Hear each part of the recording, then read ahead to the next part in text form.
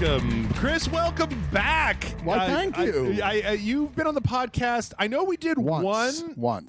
Yeah. Okay, so this is your second podcast. I'd like to say it's an honor to be invited back on the show. Just to be nominated, Just really. to be nominated. But you know, I won. I won twice.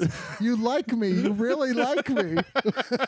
But that being said, I'm now going to present a Native American to come up and accept this podcast for me. Oh, okay. Yeah. All right. Has he looked at all the news that I sent over of the games of this week? No, probably not. Or she or whoever you've got. I don't. Okay. I think they go by they. All right. Well, we'll stick with they.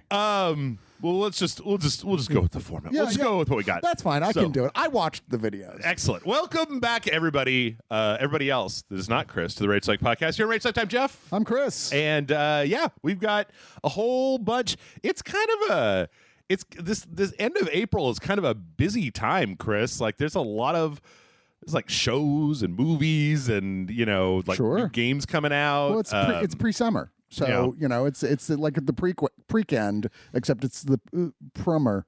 That one might have float. It might be too early in the day for me to get that one. Well, traditionally, Chris, before we get started on the podcast, we usually talk about what we watched or did last week.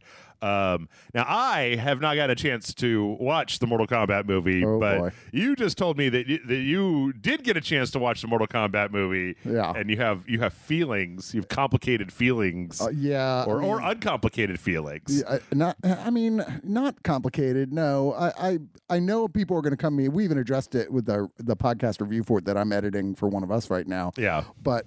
Like, people are going to go, oh, man, come on, you were just expecting... No, dude, I like the original Mortal Kombat movie. I accept it for what it is. It's a goofy, fun, dumb, awesomely dumb movie, right? One of my favorite endings of all time. Sure. As I call it, the, I want to fight the dragon endings, where it's like, okay, and it's just beginning. Right.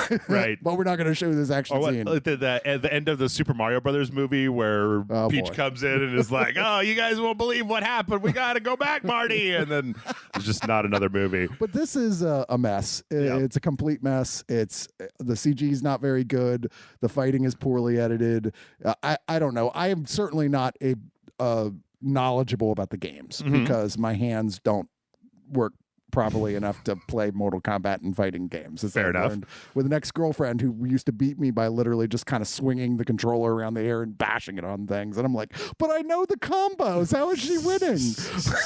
That's always been my problem with fighting games is that once you get to a certain level in fighting games, it's like it's like bowling, right? Where I don't bowl versus other people. I just bowl versus myself. Sure. And at a certain point with fighting games, like in high-level tournaments, it's like a mind game because everybody's just so internalized all the moves and combos and stuff that's just like, well, if you can goad your opponent into doing this, then you can do what you're supposed to. I still have trouble pushing all the right buttons and doing a fireball. So it's like, no, that's not for me. But so you're saying it's not good at all. So you're saying it's not the breakout summer blockbuster. No. See, I'm baffled why people are so excited about this. This just goes to show that people don't do their research. Because I looked at this thing, it's like, directed by a first-time director who previously had only made commercials in Australia. Well, that doesn't bode well, does it? And then you look at the writer, whose list of credits include Wonder Woman 1984 and Doom. Remember Doom with Which The one? Rock? Oh, the Rock one? Because there was a second one that nobody, not even me, has watched. No. And bad news, he's also one of the writers on Shang-Chi. Oh, gee. We all went, fuck! When we realized that. Well, but I mean, weren't the Russos had 3 episodes of Community to their name when they did. But that's television narrative storytelling. Yeah, I guess so. A little different than just doing a bunch of commercials. Anyway, people have come out of less. David Fincher came out of less. Right. So he had done a few music videos. Anyway, but it matters what you do when you come out. And this is just not good storytelling. It's not fun to watch, and it's a criminal misuse of the great Joe Taslim, who plays Sub-Zero, who's one of my favorite Asian American actors. Who he plays the kind of the sidekick to the sister in Warrior, if you've ever seen that show. I have not yet. You recommended it to me, but I just haven't gotten around to watching it yet. He's been in a lot of stuff, but he's an amazing martial artist. He's an amazing actor, and he's got one of those faces. You're like, dude, you're going to be a star. You've got one of those faces that you go, you're like so expressive. You got a Hollywood look. And he put then they put a mask over him.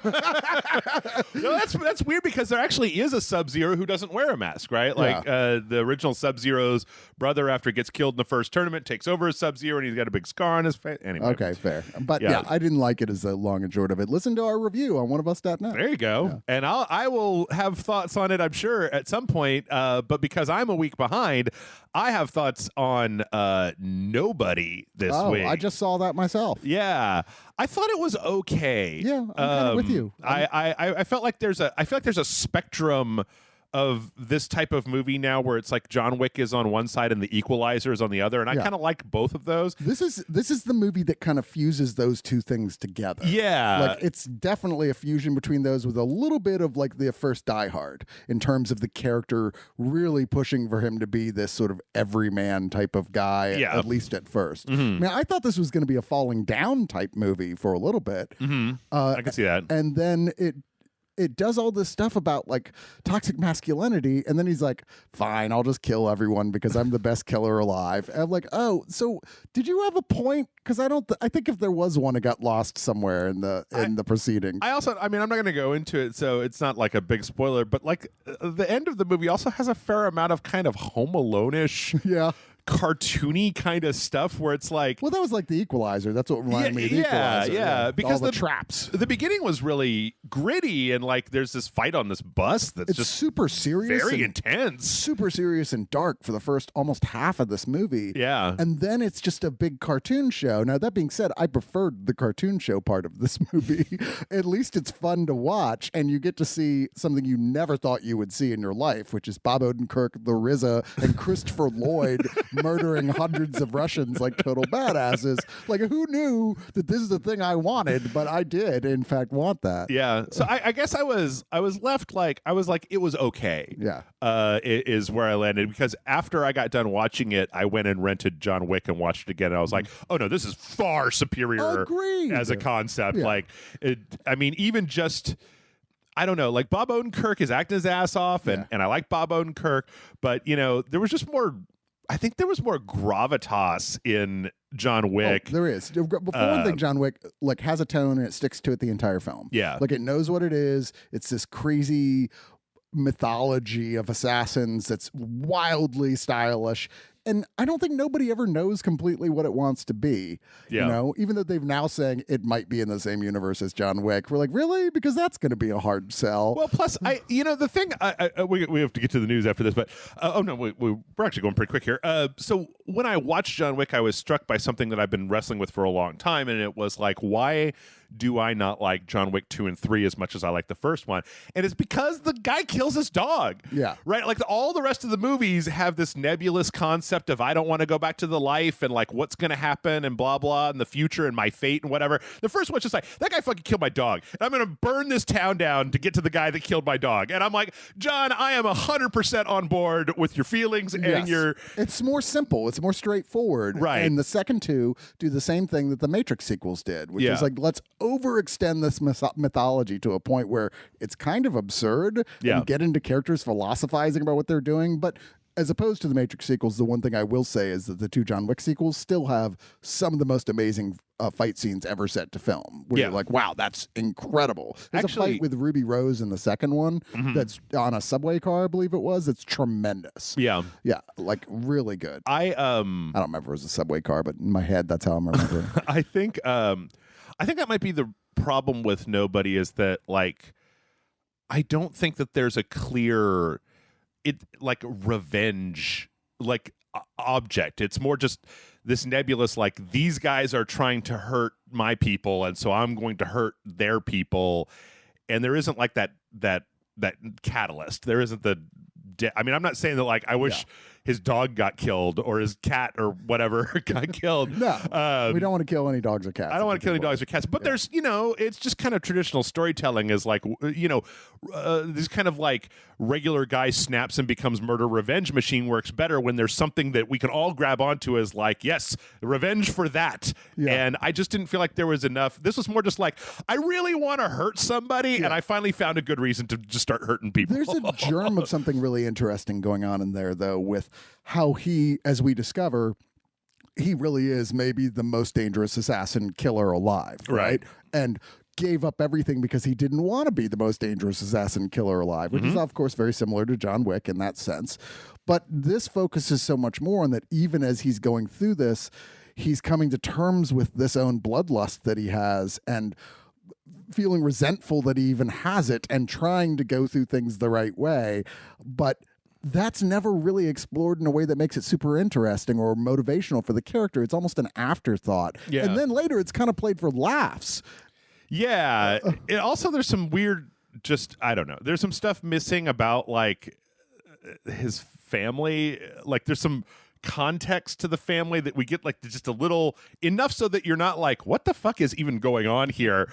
But not enough that you understand at the end of the movie where everybody, I don't know. I don't want to go into it too much because there's spoilers involved. I still think it's a fun movie. I still would recommend it. Yeah. I think it's a good watch. It's a fun watch, but like it's one you wish it was better than it actually is. What I would say about it is I paid the full $20 rental fee. Mm-hmm. I think that this is the sort of movie that you should wait to be on one of the streaming services that you already own. Yeah. Like don't go out and spend the money to go see it. I mean, I understand a lot of the excitement is just we all love Bob Odenkirk. Right. He's done so many cool things. Sure. He's expanded beyond his roots, which were fantastic. Don't get me wrong. I mean, like, I love Mr. Show and all that. Yeah. But, like, to be this actor is capable of so much more. And someone on our review, which you can see now at oneofus.net, there you go. said, I hope they make a sequel. I was like, I hope they don't. And it's nothing against this movie in saying that. I want to see him try something completely wildly different after this. Like, I want to see a sequel to Only Lovers Left Alive where he's the main tragic vampire or some shit, you know? I don't know. Something different, like, to show what Odenkirk is capable of. Instead of just kind of a medium John Wick style movie. Yeah, I mean, it was cool. He can do an action movie. Great. I don't think the physicality was on any level as good as Keanu Reeves' physicality, but then that's because Keanu Reeves has been doing this shit his whole life. Yeah. But it's fine. It's more than passable. He pulls it off. So let's see what else he can do. Yeah, I agree.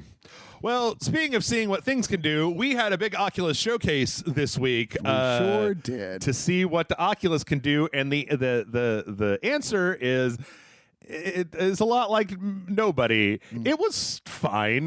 There was nothing. It was what I expected, more or less. I mean, do you have an Oculus Quest 2? No, I don't. It's one of the things that's kind of on my list. I actually, in retrospect, realized that I spent the same amount on the Apple TV that we used for all that stuff that the Oculus costs, so I should probably buy one. Sure. I just need to do my taxes. They gave us the COVID like grace period for taxes, and I really just need to sit down and fucking do them so I know how much money I have, because right now it's just a swirling number cloud, and it's very nebulous. Yes. But if you were to get an Oculus 2, which of these games that they showed is the one that you went, okay, I would probably get that? I mean, other than Resident Evil, because I think we're all a little interested in how that's going to work. So here's the thing. My biggest reason for wanting to get a Quest is Half-Life Alyx. Okay, yeah. I've heard great things about that. I really want to play, and I even cut a story this week where somebody the community has been working to try to mod that whole game so you can just play it on a mouse and a keyboard. Right. But I really want to play Half-Life Alyx. I'd say that after that, it is, I don't know. We talked about the Resident Evil 4. They briefly teased it last week because there was a big Resident Evil showcase last week. I don't really understand RE4 on the Quest. Because RE4 was like built from the ground up to be a third-person game. Like, you need the camera to be open enough to be able to see the hordes around you. Like, you know, one of the things in Resident Evil 4 is like a fast turnaround button, and I'm like, does that work? Yeah. If you just whip your Quest around, like, so no, you get nauseous. or well, and then like part of the, part of the showcases, they showed that you can have like you can have the knife in one hand and a gun in the other, which, the knife in Resident Evil, you would hold down a button and that would like switch you to the knife. There was a time that it took to do that. So it's interesting because a lot of this stuff makes me wonder, like, if they rebalanced the game for VR, it's gonna look like the same game, but it's not gonna be the same game, right? Because like, I just can't imagine. I mean, did you play Resident Evil 4? Yeah, but it's been so long, I don't remember, but the tiniest of details. So I think that everybody would remember at the very beginning of that, there's this thing where you go into the village and the entire village attacks you, and you're like running into rooms and like pushing bookcases in front of doors, and jumping out windows, and there's a chainsaw guy. And it's like, I just can't imagine that in first person and having to actually aim with my arms. Like, right. in the trailer part, they say, like, imagine what would happen, like, if you dropped a clip when you were trying to reload your gun and then you had to reach down to pick it up. And I'm like, you'd be dead. Like, you would die immediately. In terms of games that they were showing that made me think more than, oh, look at that game, and more like, what makes this a good game for VR? Yeah. I thought Climb 2 was the one that most kind of took my attention. I have not played Climb 1 or really anything on Oculus, but Climb 2 really takes advantage of the VR, in that you're like doing crazy climbing over really like thousands of feet off the ground things and insane jumps to give you that sense of vertigo. That's kind of more what I would like, that would work more like really specifically with the VR system and not as much with the regular one. That made me go, okay, I'd love to play that one. Yeah, that one. And I know that they kind of spun past it pretty quick, but Lone Echo 2. Lone Echo was like it was an Oculus exclusive where it was like you were in space, and so you were grabbing stuff to pull through zero G, and it's like, yeah, that's a great implementation.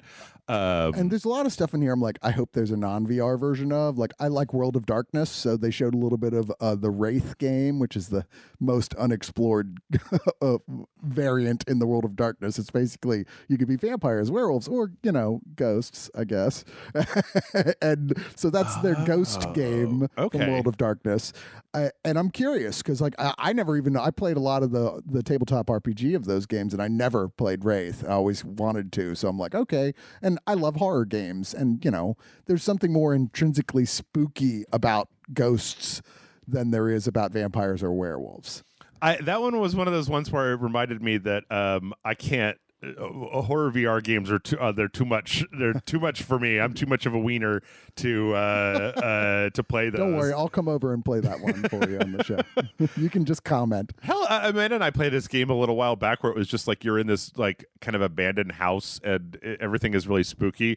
And I just spooked myself out to the point where I was like, nope, we got to stop playing this. I don't want to play this anymore. I'm going to pee in my pants. Because you're scared, it doesn't make the things real. Right? I know. Jeff, you're in no danger. I know. Okay, fair. I know. Yeah. So let's see some of the other ones. Pistol Whip is getting an expansion called Smoke and Thunder, which is a Wild West thing. Pistol Whip I haven't played, but it's supposed to be kind of like the... kind of like Beat Saber, but with a gun, where you're like kind of always moving forward, and then you're shooting in rhythm with the music. Yeah. Okay. And there was like a campaign expansion for it. Then they're doing this, and there's something else called the Concierge.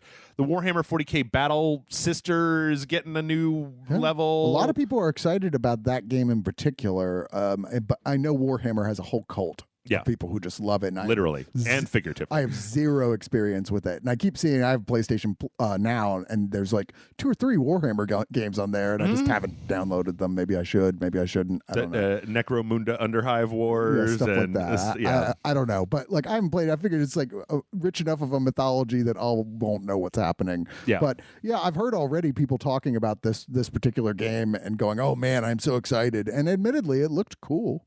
Yeah. I mean, it looked a lot like Warhammer. Yeah.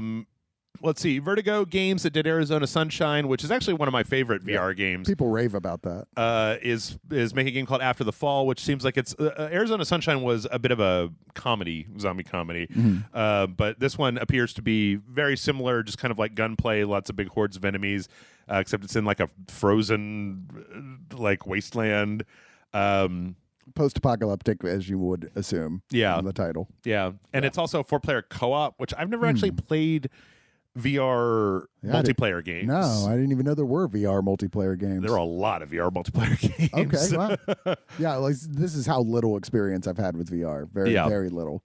There's Star Wars pinball, which is another like, okay, so you made it, and you were like, is there a way we could make this a thing to sell to people on Oculus? Because do you really need VR pinball? Do you really? I never even really understood just video pinball as opposed to. I got the appeal of like when they were doing, I forget what the name of the app was for Xbox and PlayStation that was putting out one after another licensed games from Star Wars and Marvel. But they were really cool partially because the graphics were great and it would do things that pinball games can't do in real life. Like they're holograms that shoot up and characters dance across the game and shit. And it was like, oh, plus they were really well designed pinball games. So I guess this is sort of expanding that same idea and going, oh, here's stuff that couldn't happen in real life. Plus, I guess they're creating like a virtual Star Wars lounge that they're all in that you can design any way you want with an assortment of stuff. I'm sure a lot of which are pay to get. I hope this isn't a very expensive game. Yeah, I mean it's Star Wars, so there's a built-in audience who'll buy it no matter what. I mean, I don't know. It's cool to have like a room full of Star Wars shit, but yeah, I don't know if virtual makes it that cool. Just kind of okay. I mean, if I walked into a real life room that looked like that, I'd be like, wow. Yeah. But like, this is just fake. So, no. Star Wars Tales from Galaxy's Edge is getting a second part. I have not played the first one. No. That's like, I believe it's the same company that did the Vader Unleashed, Vader Immortal. It's like a 3-part. You were working for Darth Vader. Wait, what kind of game is this? If it's anything like that one, I mean, that one was like very much an action adventure game where it's kind of I guess like Arizona Sunshine or like kind of Space Pirate Trainer. I mean, I know there was kind of a section where like you're hiding behind crates and you're shooting at bounty hunters and stuff that are coming at you. And then in between you go to a cantina and you talk to C-3PO and he's all up in your face because it's VR. And you're like, man, close talker. Jesus Christ. Yeah. And this all, I mean, I don't know. It's fine. I think the biggest problem right now is that like the reason that we started talking with Alex and Resident Evil 4 is like, if you already have an Oculus Quest, then you'll probably play Galaxy's Edge Part 2. You'll be like, I'll check it out. It's $10 or whatever. But to make that upfront investment, it's like you really need to have some big stuff. And right now I feel like we're still not entirely there. Yeah. Even though this was a recycled trailer for I Expect You to Die 2, and I really, really, really liked the first I Expect You to Die. It was a cool looking thing. I had never heard of this, so I was like, wow, that looks interesting, but I don't know what it is at the end of the trailer. It's basically like a little escape room, except it's like the 70s super spy, like Dr. So-and-so has locked you in his dungeon. Sounds fun. I've played a VR escape room at a place that did proper escape rooms, and like, you want to try the VR one? And the VR one scared the fuck out of me. And it was really cool. It's like, man, I want more horror VR escape rooms. Yeah, this is sort of like a puzzle game. Basically, it's just trying to kind of figure out which levers to crank and whatnot. And then also there's a snowboarding game. Of course there is. I was not impressed.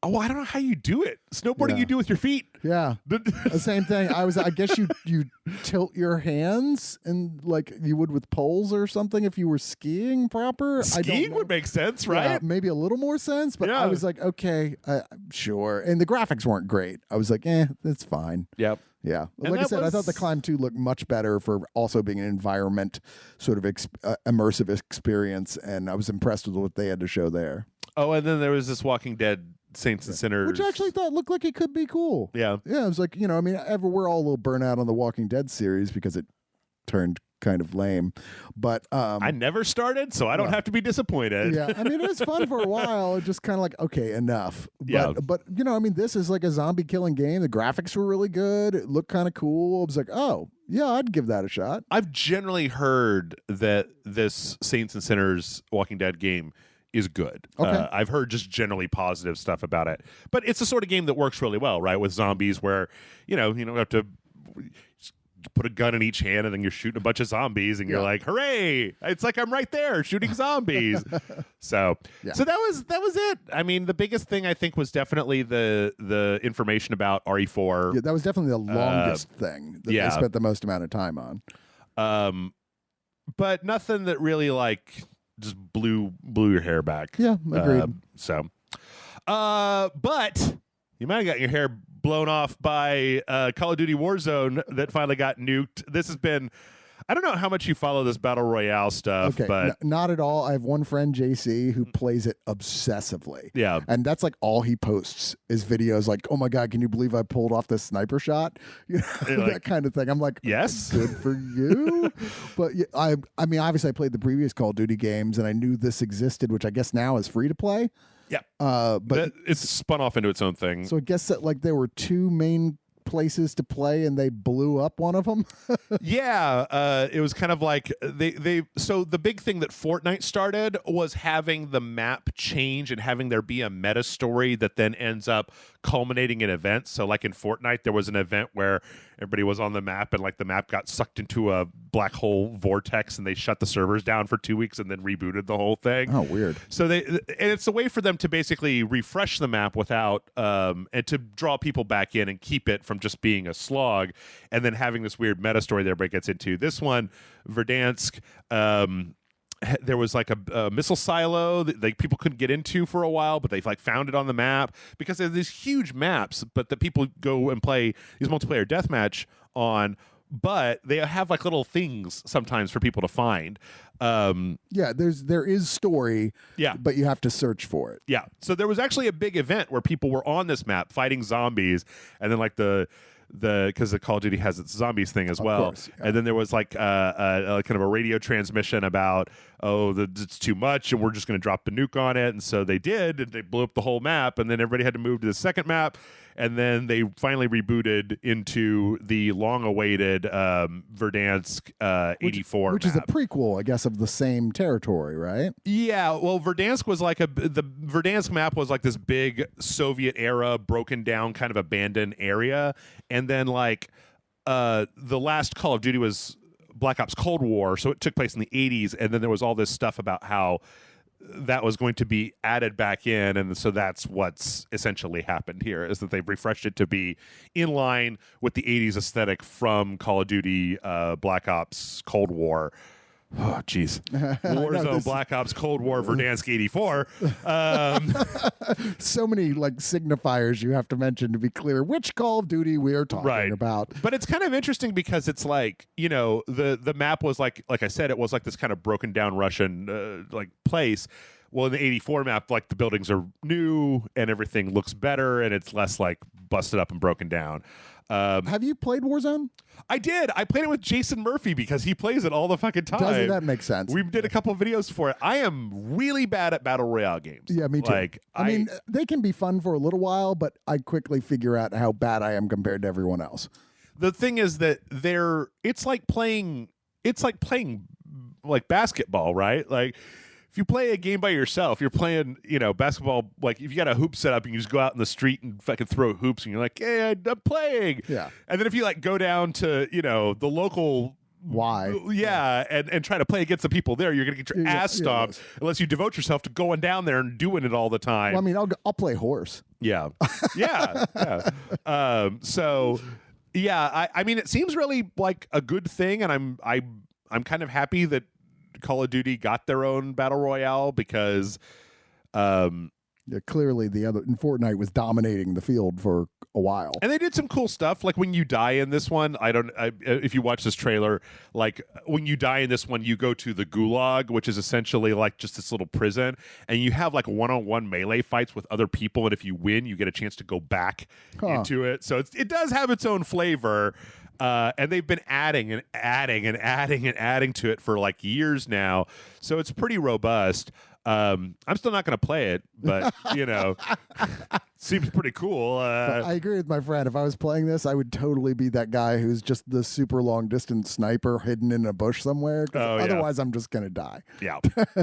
Yeah, but, you know, it's a big thing. It happened this week, so yeah, there you go. Yeah, people are excited about it. Mm-hmm. Not us, but Not people. Me. I'm more excited about how a bunch of EA games got added to the like FPS Boost thing on the Xbox Series X. What I read that so the article was like, okay, an FPS boost, first person shooter boost. Is that what that means? Frames per second. Frames per second. So what Microsoft has been doing on the Series X is like, if you say you have an Xbox One game, like in this case, the games that were added to this list are Battlefield 1, 4, and 5, Mirror's Edge Catalyst, Plants vs. Zombies, Garden Warfare 2, Battle for Neighborhood, Battlefront 2, Titanfall 2, and Unravel 2.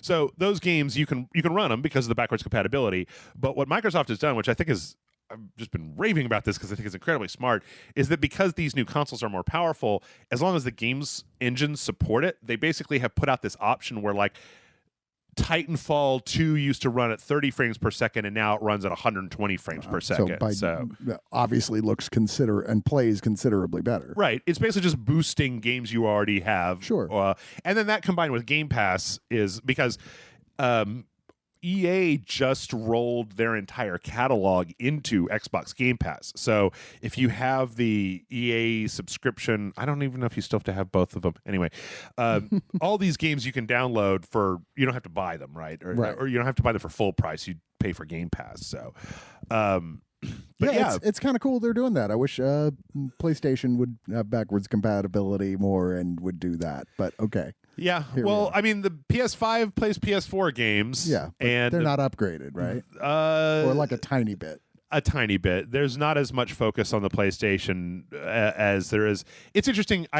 Last week I've been listening to audiobooks, and I listened to this whole one about the history of Nintendo, and it was interesting to listen to how, because like, you know, Nintendo being Japanese is a very conservative company, but they're also incredible innovators, but they're like weirdly tidy innovators where like it's like, well, you know, if you think about like the DS, right, they said, well, we don't, or the Wii is a good example where they went through the whole mindset of just like, well, we tried to compete on the hardware, and we can't really do that because our corporate culture is like, you must make money on the consoles. You can't sell the consoles at a loss. Right. So like we can't compete with Sony and Microsoft. So what do we do? And it's like, well, what about all the moms and grandmas and like parents that don't play video games?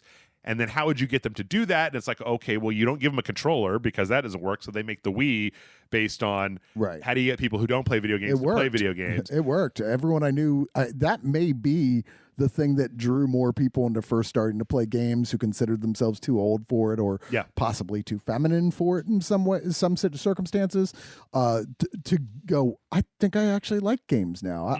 I knew a bunch of people were like, I can't believe they're super excited about a video game system. Yeah. So it's interesting because I think that what you just brought up is you can actually, like, if you kind of just do what's the meme with the lady that looks like Julia Roberts with all the math on the side, she's making the kind of confused face. I know what you're talking about. I don't know what it's from.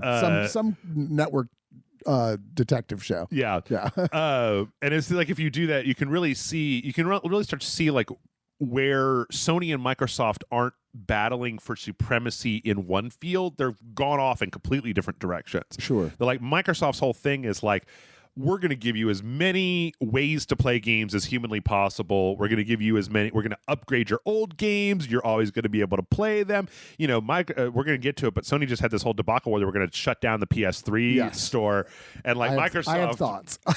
Microsoft is just, and you know, the way that the Xbox has been going, it's like, you've got Game Pass, you've got these upgrades to old games, you've got their acquisition of Bethesda. Like, they're really consolidating, whereas I didn't have a chance to put it on the list of stories, but I just read briefly the outline of an interview with one of the muckety mucks at Sony, who was like, our goal is for the PlayStation 5 to have more console exclusive games than any other console that's ever existed. It's like Sony is really doubling down on the like, you can't get this anywhere but the PlayStation. Right. Yeah. Like, okay, backwards compatibility, I mean, okay, a little bit, right? You know, to play PlayStation 4 games, but whatever, right? But the big thing is, like, you want to play the new games, and you can only play them in one place. here it is. I mean, I like that, but I also really got to say, I mean, I think most gamers really like the idea of a game they spent $60 on 3 years ago is now even better, and you can still play it on the new systems, which support old software. Like, I hate that Sony's always had a sort of, that's old stuff. Why do you care about old stuff? If you really care about it, here's a premium price you can pay for the exact same game that the controls might not even work exactly right for a digital download. Yeah, it's interesting to look at, and I think it's interesting too because it just means that, like, for my money, the PlayStation appears to be like the expensive enthusiast console, right? Like that, or you have like a real affinity for specific games, or if all you care about is the amount of games you can play, Xbox, like, there you go. And then if you want something that's crazy and different, you got Nintendo over there. So it's like it's three different consoles that aren't vying for the same consumer. It's like they're all focused in different sectors of the market. And yet we kind of all want to have all of them. Like, I mean, if I was the guy who had the money to do it, I would already have all of them. Yeah. I've got all of them, and then I've got the bookshelf that has the rest of all of the old ones on it. That's the PlayStation Classic over there, the little mini one. You could start a museum. That belongs in a museum. It belongs in a museum. All right, we got too hung up here. Xbox also has, they instituted last week a thing that has been on the horizon for a while. So it used to be that you had to pay $49 a year for Xbox Live in order to play online video games. This was a weird thing because it meant that if you downloaded a free-to-play game like Fortnite, you still had to pay Microsoft for the ability to play it online. Sony, I believe, did this same thing a few months back. They did. But now, if you want to play a free-to-play game on Xbox, you don't have to have Xbox Live or Gold or whatever the hell they're calling it. Yeah. That's good. Yeah. Step forward, Xbox. I congratulate you. Yeah. So if you want to try out Verdansk 84 on your Xbox, there you go. Totally free. All you need is an Xbox. Or Star Trek Online. Is that still a fucking thing? Yeah, people actually, I played it when it first came out. I was all excited, and then I was like, wow, this isn't very good. But people assure me it got much better. Yeah. Let's see. Like Elder Scrolls, which I'm finally downloading now because it sucked when it first came out, and now apparently everyone's saying it actually got a lot better. I know. So I'm going to give it a shot. I've just come to the point in my life, Chris, where I'm honest enough with myself to be like, I'm not going to play any video game for more than like a week, right? No, that's, I mean, like, it's your job. At the end of a week, if I don't care, like if I'm not done with it, or if I got bored of it, moving on. Someday I will die, and I don't want to spend my time being like, I really regret all the time that I wasted waiting for fucking Elder Scrolls to get good. Yeah, no, that's fair. Or getting good at Call of Duty Wars. No, it's the same thing. Like, people were like, oh man, this series is great, but not till like halfway through the third season, and then it gets really good. So once you watch the mediocre first and second season, it'll be worth it. Ain't nobody got time for that. Nobody got time for that shit. Too much to watch. Yeah. So I swapped this story out. I actually sent you a story, another Xbox story that was about in the beta program. There's a new thing that lets you manage the save states of games. So on the Xbox One, you can suspend games, and you can have up to like 4 or 5 suspended at the same time. That means you can just like close a game and then just instantly pop back into wherever you were instead of waiting for it all to load up. You can do 1 on the PlayStation. Yeah. But what I was actually more impressed about is that there was another update last week that enabled. So it used to be that on the Xbox Series X, if a game was running, it throttled the download speeds. And if you wanted the download speeds to get better, and I know that's because I have this shit hot fast internet, and then I would hit the Xbox button, go to my download queue, and I'd be like, why the fuck is this like modem speeds? What's going on here? And it turns out that you had to literally like close the game. Like you couldn't just go to the dashboard. You had to like go out to the dashboard and like click on it and close the game all the way out. Stop this application from running. And this new update makes it so that it will suspend the games to make the downloads go faster. So you still have to get out of the game in order to get the faster download speed, but you no longer have to go through the extra step of closing it. Oh, nice. So, yeah, which is good. Boy, some exciting news you got today, Jeff. I know. And last in the Xbox category, there was a rumor that Microsoft was going to buy Discord a few weeks back. Apparently, Discord was shopping themselves around to see about getting bought. And we're talking about the chat video service, the thing you use for your subscribers. Yes. Okay. Which is huge, but it doesn't make any money. Yeah. It's one of those things where it's like there's a premium subscription, but I feel like most people don't even know that it exists. I didn't. No. And Discord can't like shove it in your face all the time, or else you'd get mad. You'd stop using Discord. Sure. So I thought it was interesting. I thought it was kind of an interesting and a good idea to have Microsoft acquire them, because Microsoft has shown that they've got money to burn to just prop up everything for market supremacy, and if essentially. That meant they could incorporate it more seamlessly into their games on their console, then that would be nothing but a good thing, right? Yep. But that is not the case. Yeah. So. Oh, well. Yep. Sorry for that reverse news story. All right. Over to PlayStation. So, as mentioned before, PlayStation, for a while, they announced that they were going to be turning off the stores for the Vita, the PS3, and the PSP. That has been reversed mostly. Yeah. The PSP store is still going to be shut down. Yeah, but not the other two. But not the other two. The Vita and the PS3 store. And I don't think that anybody really would have been crying too hard if the Vita store was going to get shut down. I don't know anyone who even ever got a Vita, but I have a PSP. I don't know where it is. Yeah. But I know it's in the house somewhere.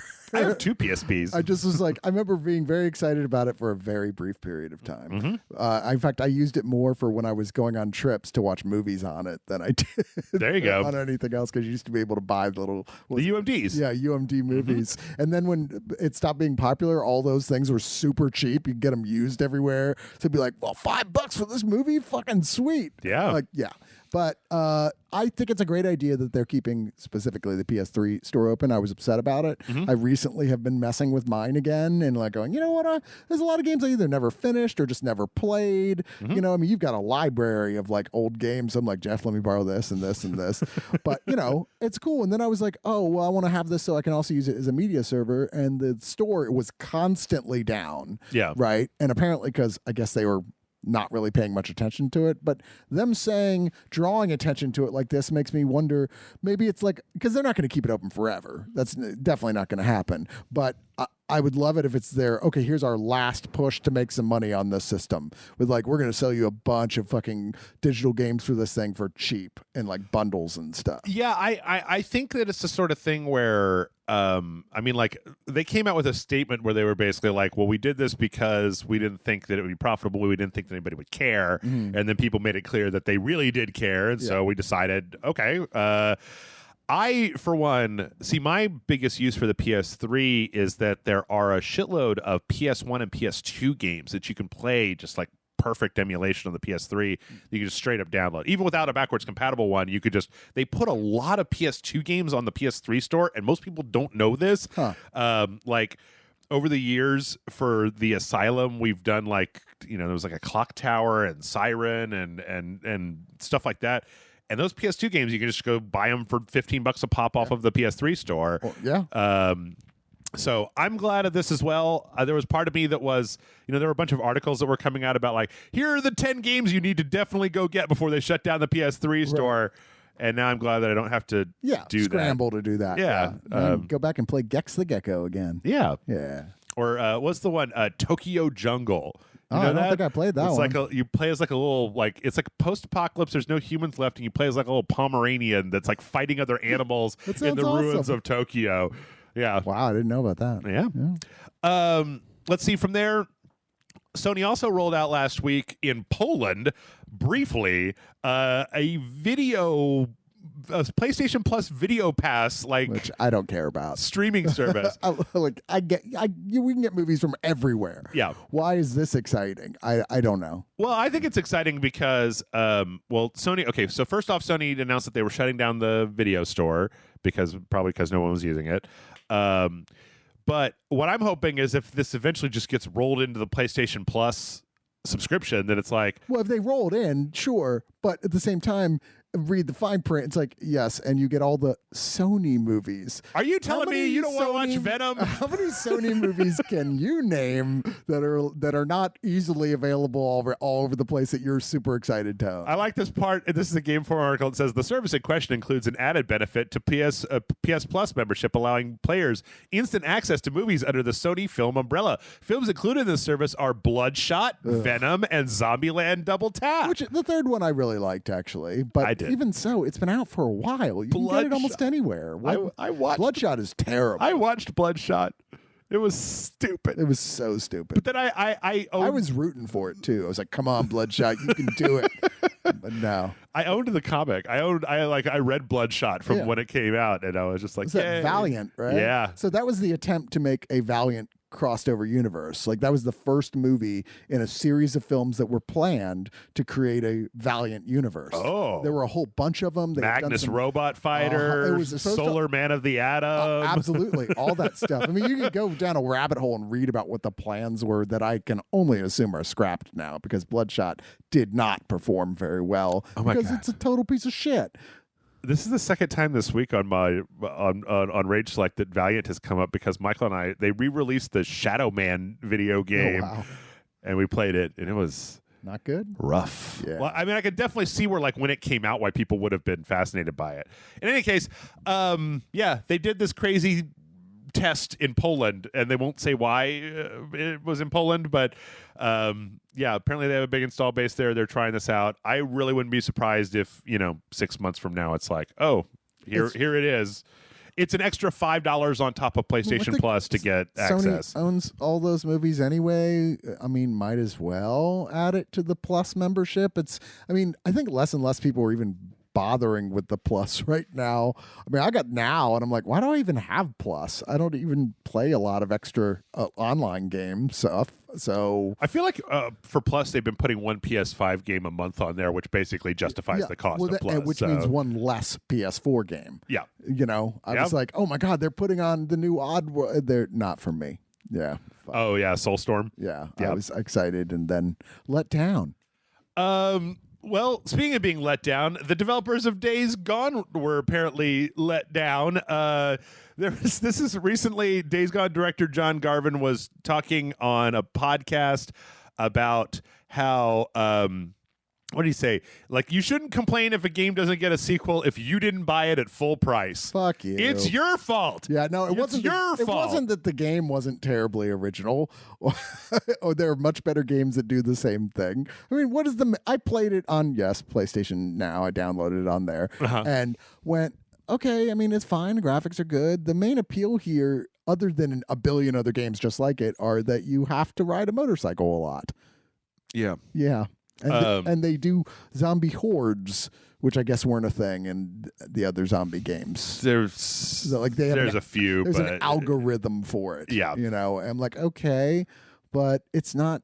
I didn't even finish it. I was like, okay, so like, look, dude, you sound like one of those dicks in Hollywood who just doesn't get it, who wants to blame everybody but your own creative output. But look, man, it should have been a better game. So, well, here's the thing: is I will say that apparently they worked on Siphon Filter Dark Mirror for the PSP, and he does recount that, like, apparently for a little while Sony was in denial about, like, the amount of money being lost to developers on people with, because the PSP was notoriously easy to hack, right? And you could just download the games and you didn't have to buy them. Like, there's a point in here where he talks about showing Sony like 200,000 people downloading Siphon Filter for the PSP at once and being like this would be a commercial success if your system didn't allow people to just fucking steal our game en masse. We didn't make the PSP. Now that's a valid point. Yeah. To some, like, hey, spend some money making the system not so easy to hack into. Yes, but to me there's a big difference between, like, you stole a game and you got a game off of PlayStation Plus, or you got it on a sale or whatever. Right. Like, the idea that it's like, if you want to support developers, you need to shell out all 60 American hard-earned dollars for this game, regardless of how good it may or may not be. And it's like, I don't know what the financial structure and arrangement is with, like, when these games that aren't made by Sony even go to the PlayStation Now or what have you, or what I have no idea how all that works. I'm sure they're still getting money based on amount of downloads, even from PlayStation Now or PlayStation Plus or what have you, but I don't know, man. I mean, yeah, it's totally legal. If it's that big, why? I often wonder, wow, these games come out on here pretty fast. Yeah. Like, sometimes it's like 6 months, and you're like, the Avengers is free now. Yeah. That just fucking came out. Like, okay. The Avengers. So I feel like this argument is not showing the whole picture. The other problem with this particular argument is that I feel like it would be different if there was like if this guy was the truth teller that went out to be like, this is such a problem in this industry, and all the rest of the industry was like, yes, this man speaketh the truth, but it's just not fucking true. If you make a really good game, everybody will buy it. Yeah. Like if you make a game that everybody wants, then everybody will fucking buy it and you will make money. And I think that Days Gone just like, I know there are people who really love that game, but I just don't feel like it's as good. I feel like this, like Days Gone is one of those weird things where people keep trying to tell me how good it is, and then I play it and go, I don't understand. This is just a middle of the road. Like it's zombies, which are played out. It's open world. It's basically Red Dead Redemption Undead Nightmare with a motorcycle instead of a horse. Yeah. And like that's it exactly.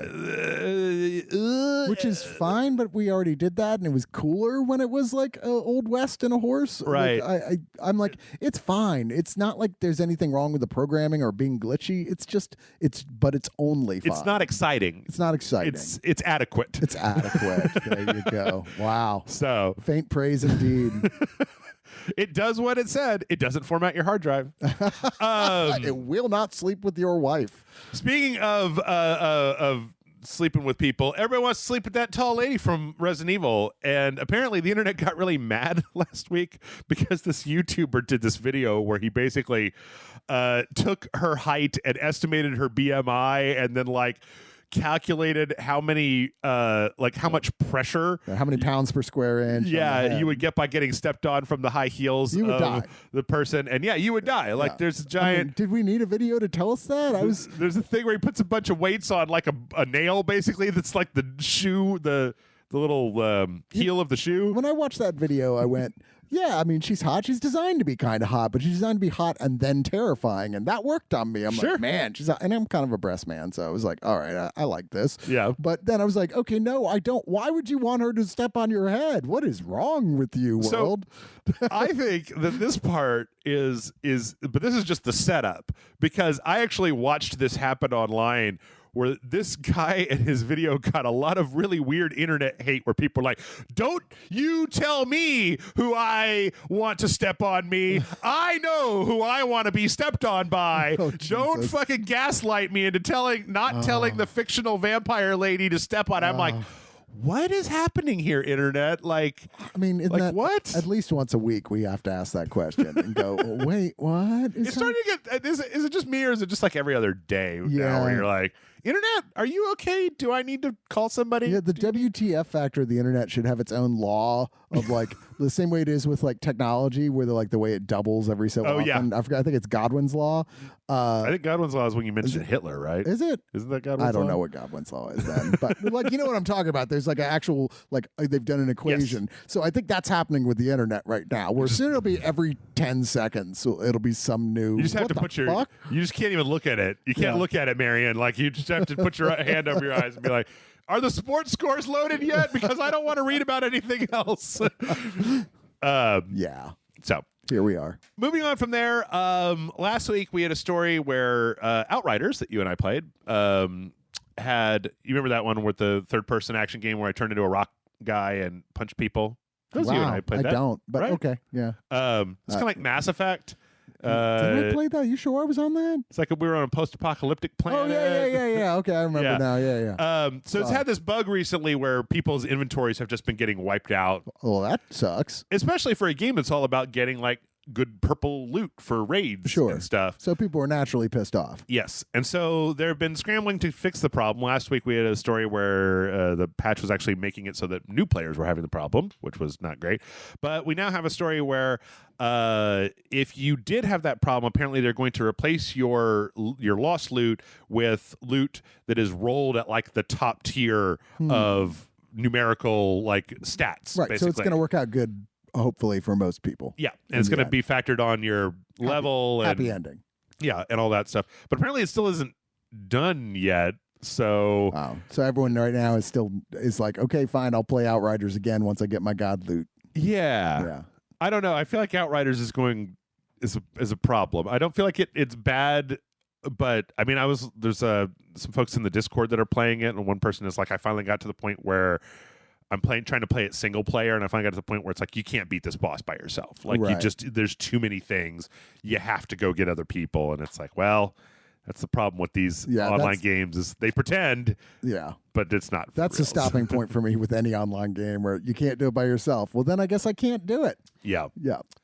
Let's see. Speaking of horrible online video games that are failures, you mentioned the Avengers before. Yes. The Avengers Tachyon event is going to let you play. The Tachyon Anomaly event is going on, which apparently will let you play with multiples of the same hero, a thing I didn't know was not allowed. Yeah. And nor has you usually go, wow, I never knew I wanted that. And now, no, I know that I didn't particularly want that. No. Yeah, I don't. At this point, Avengers is such a fucking failure that it's like, why wouldn't you just let people play with 4 Iron Mans if that's like, why keep this restriction on, like, you're losing, like, just let people do what they want to. Your service is dying. Like, let the people do what they want to. I mean, at this point, if you want to make some money off of it, it's going to take desperate moves, and this feels like the most half-assed thing. Yeah, they took one of their end game. The Tachyon Anomaly challenges were like an end game challenge, and then they like lowered the requirements so that people can do it before hitting end game, and then, which is weird because a few months back they also announced that they were going to make it harder to level up in the game. Like they were going to make you have to have more experience points to level up, so they were going to make it grindier, so that it was harder to get to the end game. But then they took the end game content and lowered the level that you need to be to get to it, so you could play it sooner. And it's just like, dude, I don't know. I don't want to play this fucking game. Like, it sounds like work. Like, I feel like I need a flow chart to understand what all is going on in here. Yeah, I mean, I was excited. I'm a big Marvel fanboy, so I was super excited for this game. And I came over here and was on the video, and I was like, this doesn't look great. And then I downloaded it and lasted 20 minutes before I was like, this kind of sucks, and I don't want to play it. I think the single player is okay.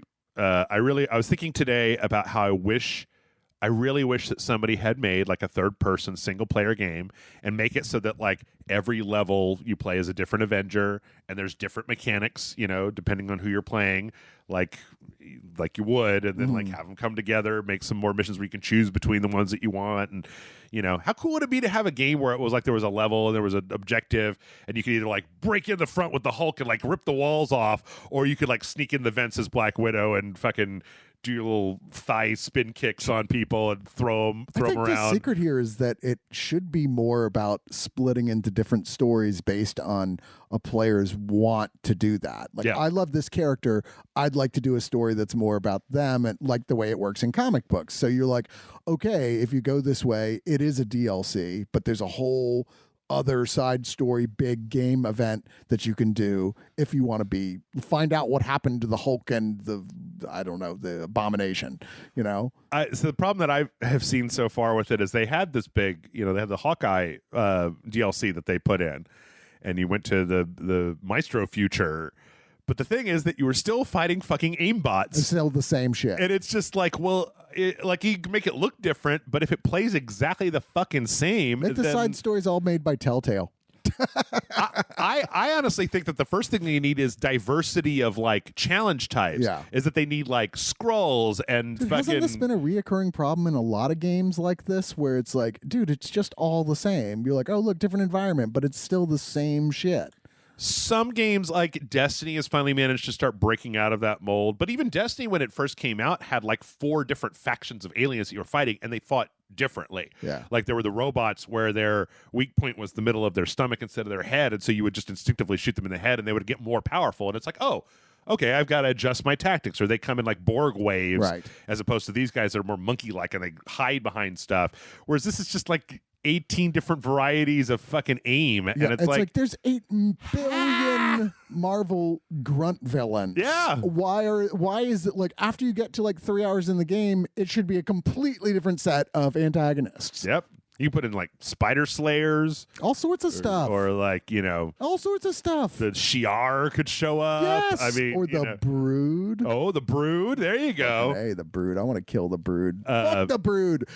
I know where you are, and I'm coming for you, Brood. Actually, no, but see, Avengers is still on that whole like, no, it's the Inhumans. Yeah, there's no such thing as mutants in this universe. They're not even mentioning the Inhumans anymore on this stuff because they're like, well, that didn't work, so I guess we're gonna figure out how to do this. How we're going to bring the X-Men into this eventually. Yeah. Did you watch the New Mutants, by the way, now that it's for free? No. It's not as bad as people say it is. It's not great, but everyone's like, oh, it's the worst thing ever. I'm like, dude, I'd rather watch this than Mortal Kombat. I'll tell you that much. Oh, wow, you really didn't like Mortal Kombat. I really did not. In other Avengers news, is it a good sign when the creative director leaves a video game? Because I don't think it is. No, we got the news that Sean Escayg, Escayg. I don't know how to say that word. Yeah. The creative director has left Crystal Dynamics to rejoin Naughty Dog. Which, after the Avengers, I'm like, well, that sucks for Naughty Dog. Well, I don't know. I mean, like all of the visuals and everything in Avengers look very good, fine, but I don't know. Yeah. It's really just more of a thing to transition into the fact that Jeff Kaplan also left Blizzard. So he directed the Overwatch game, which I guess was huge. Yeah, he's been with Blizzard for 19 years, and he's kind of like the head driving force on Overwatch. Like he was the guy that you always saw when they did updates to Overwatch, and he'd be like, "I'm Jeff, and welcome to the Overwatch thing." Yeah. It's going to be interesting to see how it goes. I feel like Blizzard's in a real weird place right now because.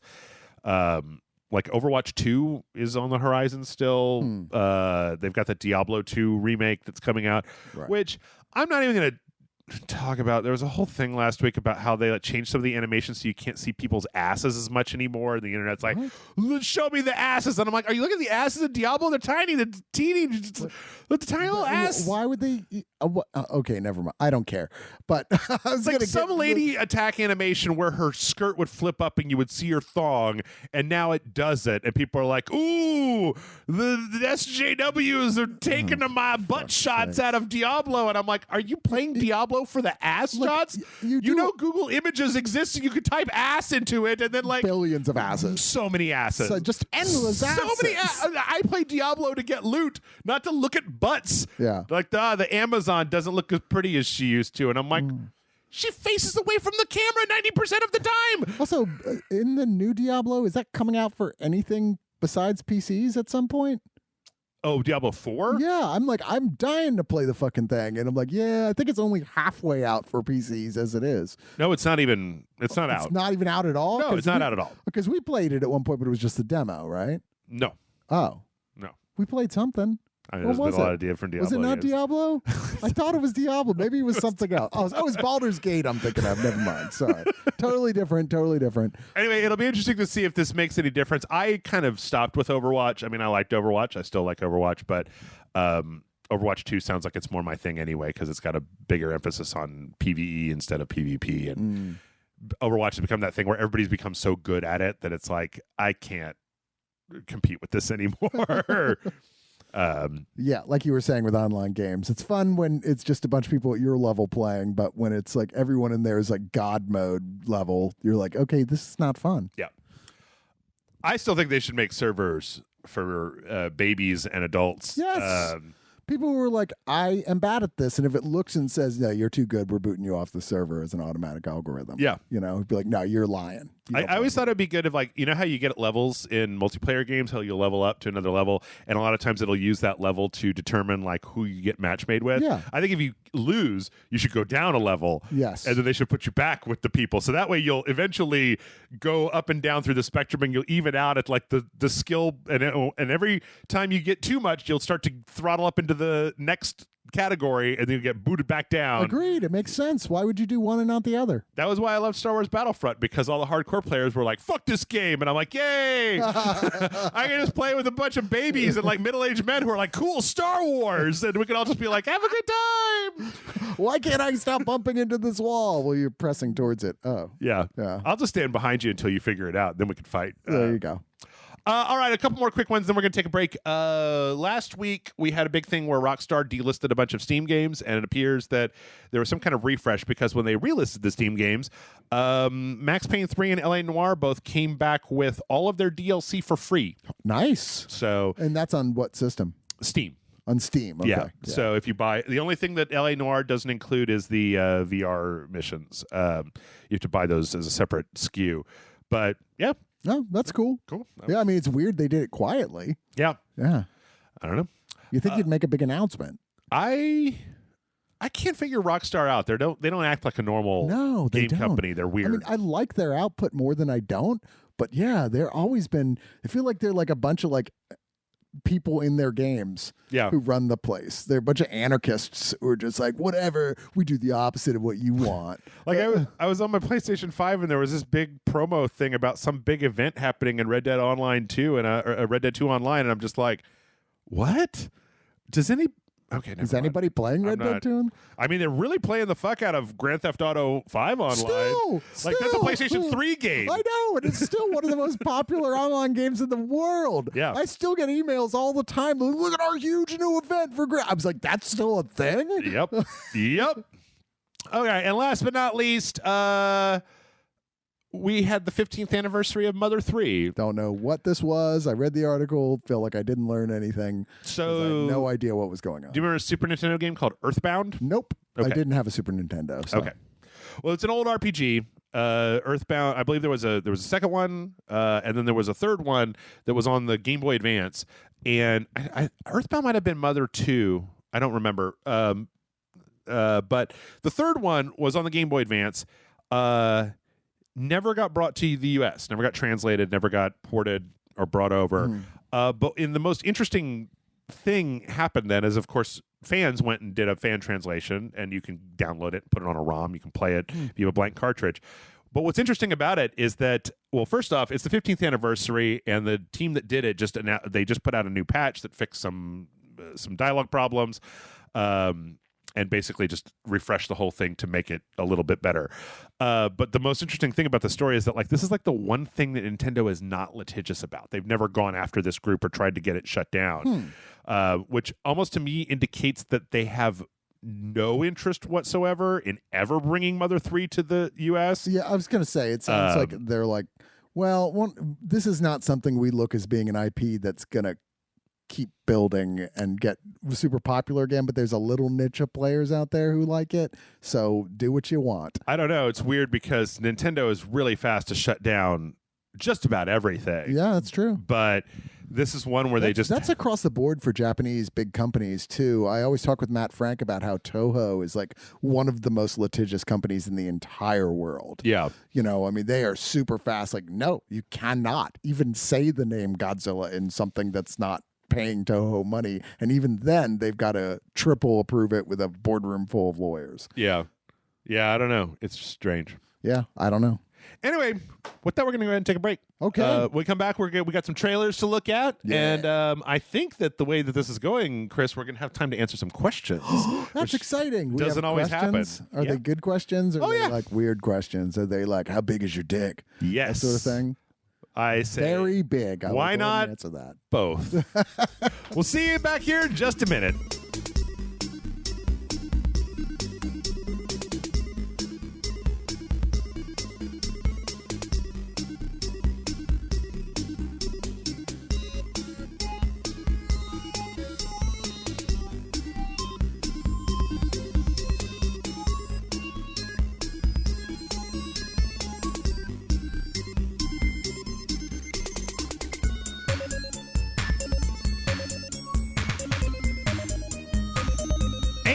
We're back. Hello. It's time for the second part, Chris. I'm so excited. What's in the second part? The second part is starting off with trailers. Yay. So, yeah, I watched all these trailers. Good. Excellent. We had two Nier trailers. One of them was just the kind of opening cinematic. I was actually explaining to Chris what Nier is. Yeah, I feel very confused right now. Did you slip some LSD into my beer or something? Nope, that's just Yoko Taro. Like in the trailer, you see this guy with like the moon head. Yeah. Yoko Taro doesn't show his face when he does interviews. He comes out with that on his head. Okay. So does he sing Mac the Knife? Nope. he just I'm really interested in playing Nier Replicant, especially when I found out that there's an easy mode where it just plays the game for you. So I'm like, I can just play it till I get tired of playing it, and then I could just let the game play itself and see what happens at the end of it. That's so weird. So yeah, what were your impressions about these trailers? We got one for just the opening cinematic. I mean, looking at the trailer, I said to you, this feels very Squaresofty. It feels very the goofier moments in Final Fantasy on some level, on the Final Fantasy games, but wackier. Yeah. Even. But I don't know. It's a very there's so much this trailer throws at you, and I have no idea what's going on. And even after you were describing to me the whole plot, I still am completely confused. There's even more. I didn't even really go into into what's going on. You know what I'm really interested in is I've been watching the trailers because they've been on the media blitz in the lead up. The day we're recording this is the day it comes out. I actually have loaded up, but I've always heard a lot about Nier's story. And then I listened to one of the podcasts I listened to talked about how the combat just kind of sucks in it. Okay. But apparently the combat's been completely redone, and it's a lot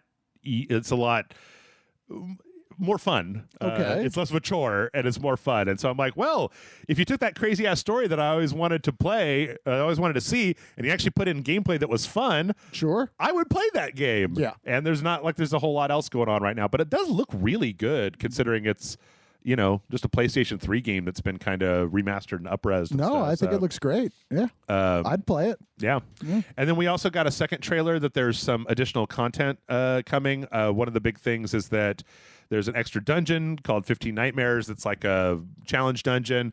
There's some cosmetic stuff to make the two main characters look like the characters from Nier Automata.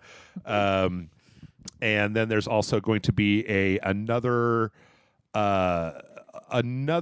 chapter called Mermaid that I think is actually post-launch DLC, so it's not going to be when the game is first out. But yeah, I don't know. One of the other things about Nier that it may have come through a little bit in this trailer is that they like to change the perspective. Yeah, sometimes it's 3D, sometimes it's isolinear, sometimes it's like a side scroller. Yeah, it's weird. And then you saw some of the stuff with the huge amounts of the bullet hell stuff, from shoot 'em up games. Yeah, and all that stuff is Nier, and it's kind of interesting to think that there's still a world where, that Nier Automata sold well enough that people are so interested in this wackadoodle franchise that they're putting this out. I'm still waiting for Drakengard remastered, so we can get the beginning of. Well, you get to fly dragons, so that alone is Yeah, that's everyone wants to fly dragons, and they're what was the big Panzoon Dragon, whatever it was? Went there a new game in that coming out? Panzer Dragoon? Yeah, I thought there was a new game coming out of that. They remade the first one. Did they? Yeah. Okay. I think the last new one was the Xbox One launch game.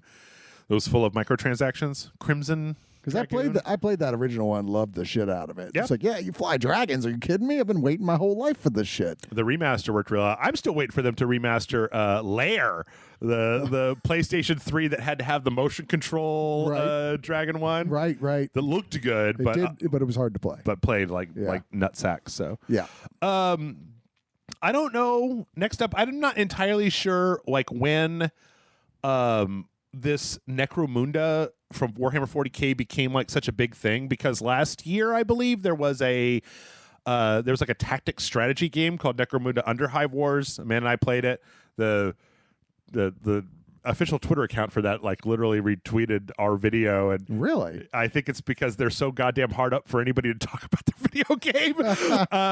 But this is a new game. This is Necromunda Hired Gun that takes place. So Necromunda is apparently these big Warhammer industrial planets, a whole factory that's a planet, and then there's all these weird kind of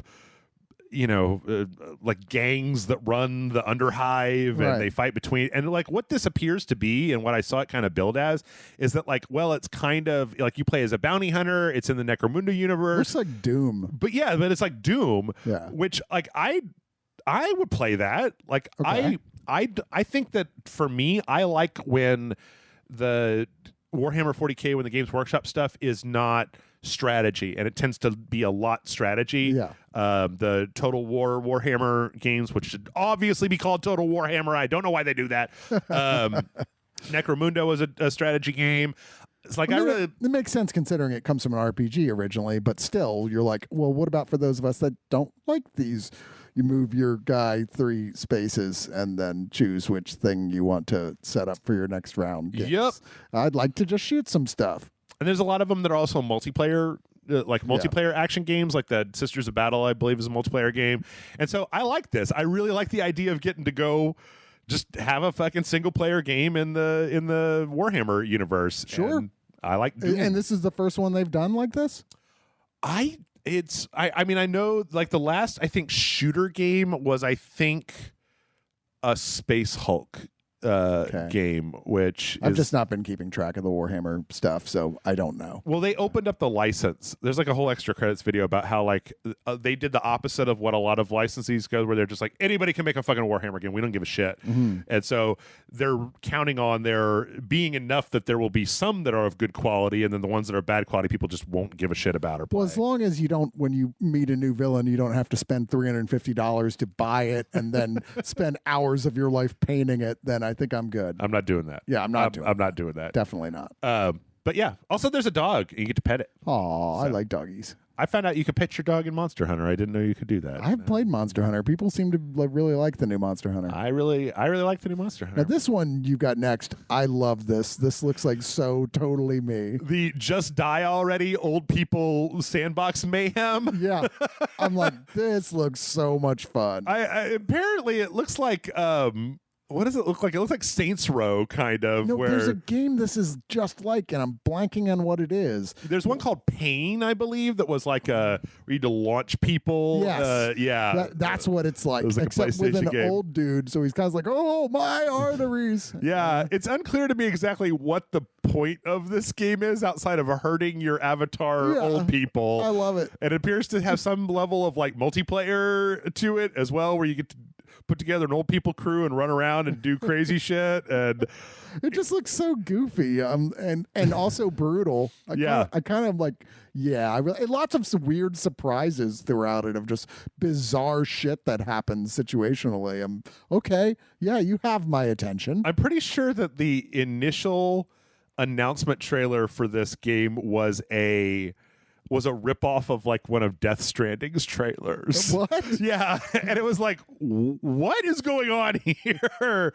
So, what is this out for, by the way? This is going to be on the PlayStation 4. Cool. I don't know if it's going to be on anything else. I mean, it's not like super advanced graphics or anything, but it's not supposed to be. It's cartoony. Yeah, you know. It's actually I now know what it reminds me of. It reminds me of Goat Simulator. Oh yeah, sure. Where you just kind of it looks like it's going to be on Steam as well. PS4, Switch, Windows, and Xbox One. So it's going to be on everything. Okay. But yeah, I don't know. Weird. Yeah. Very strange. Looks like possibly a lot of fun. Yeah.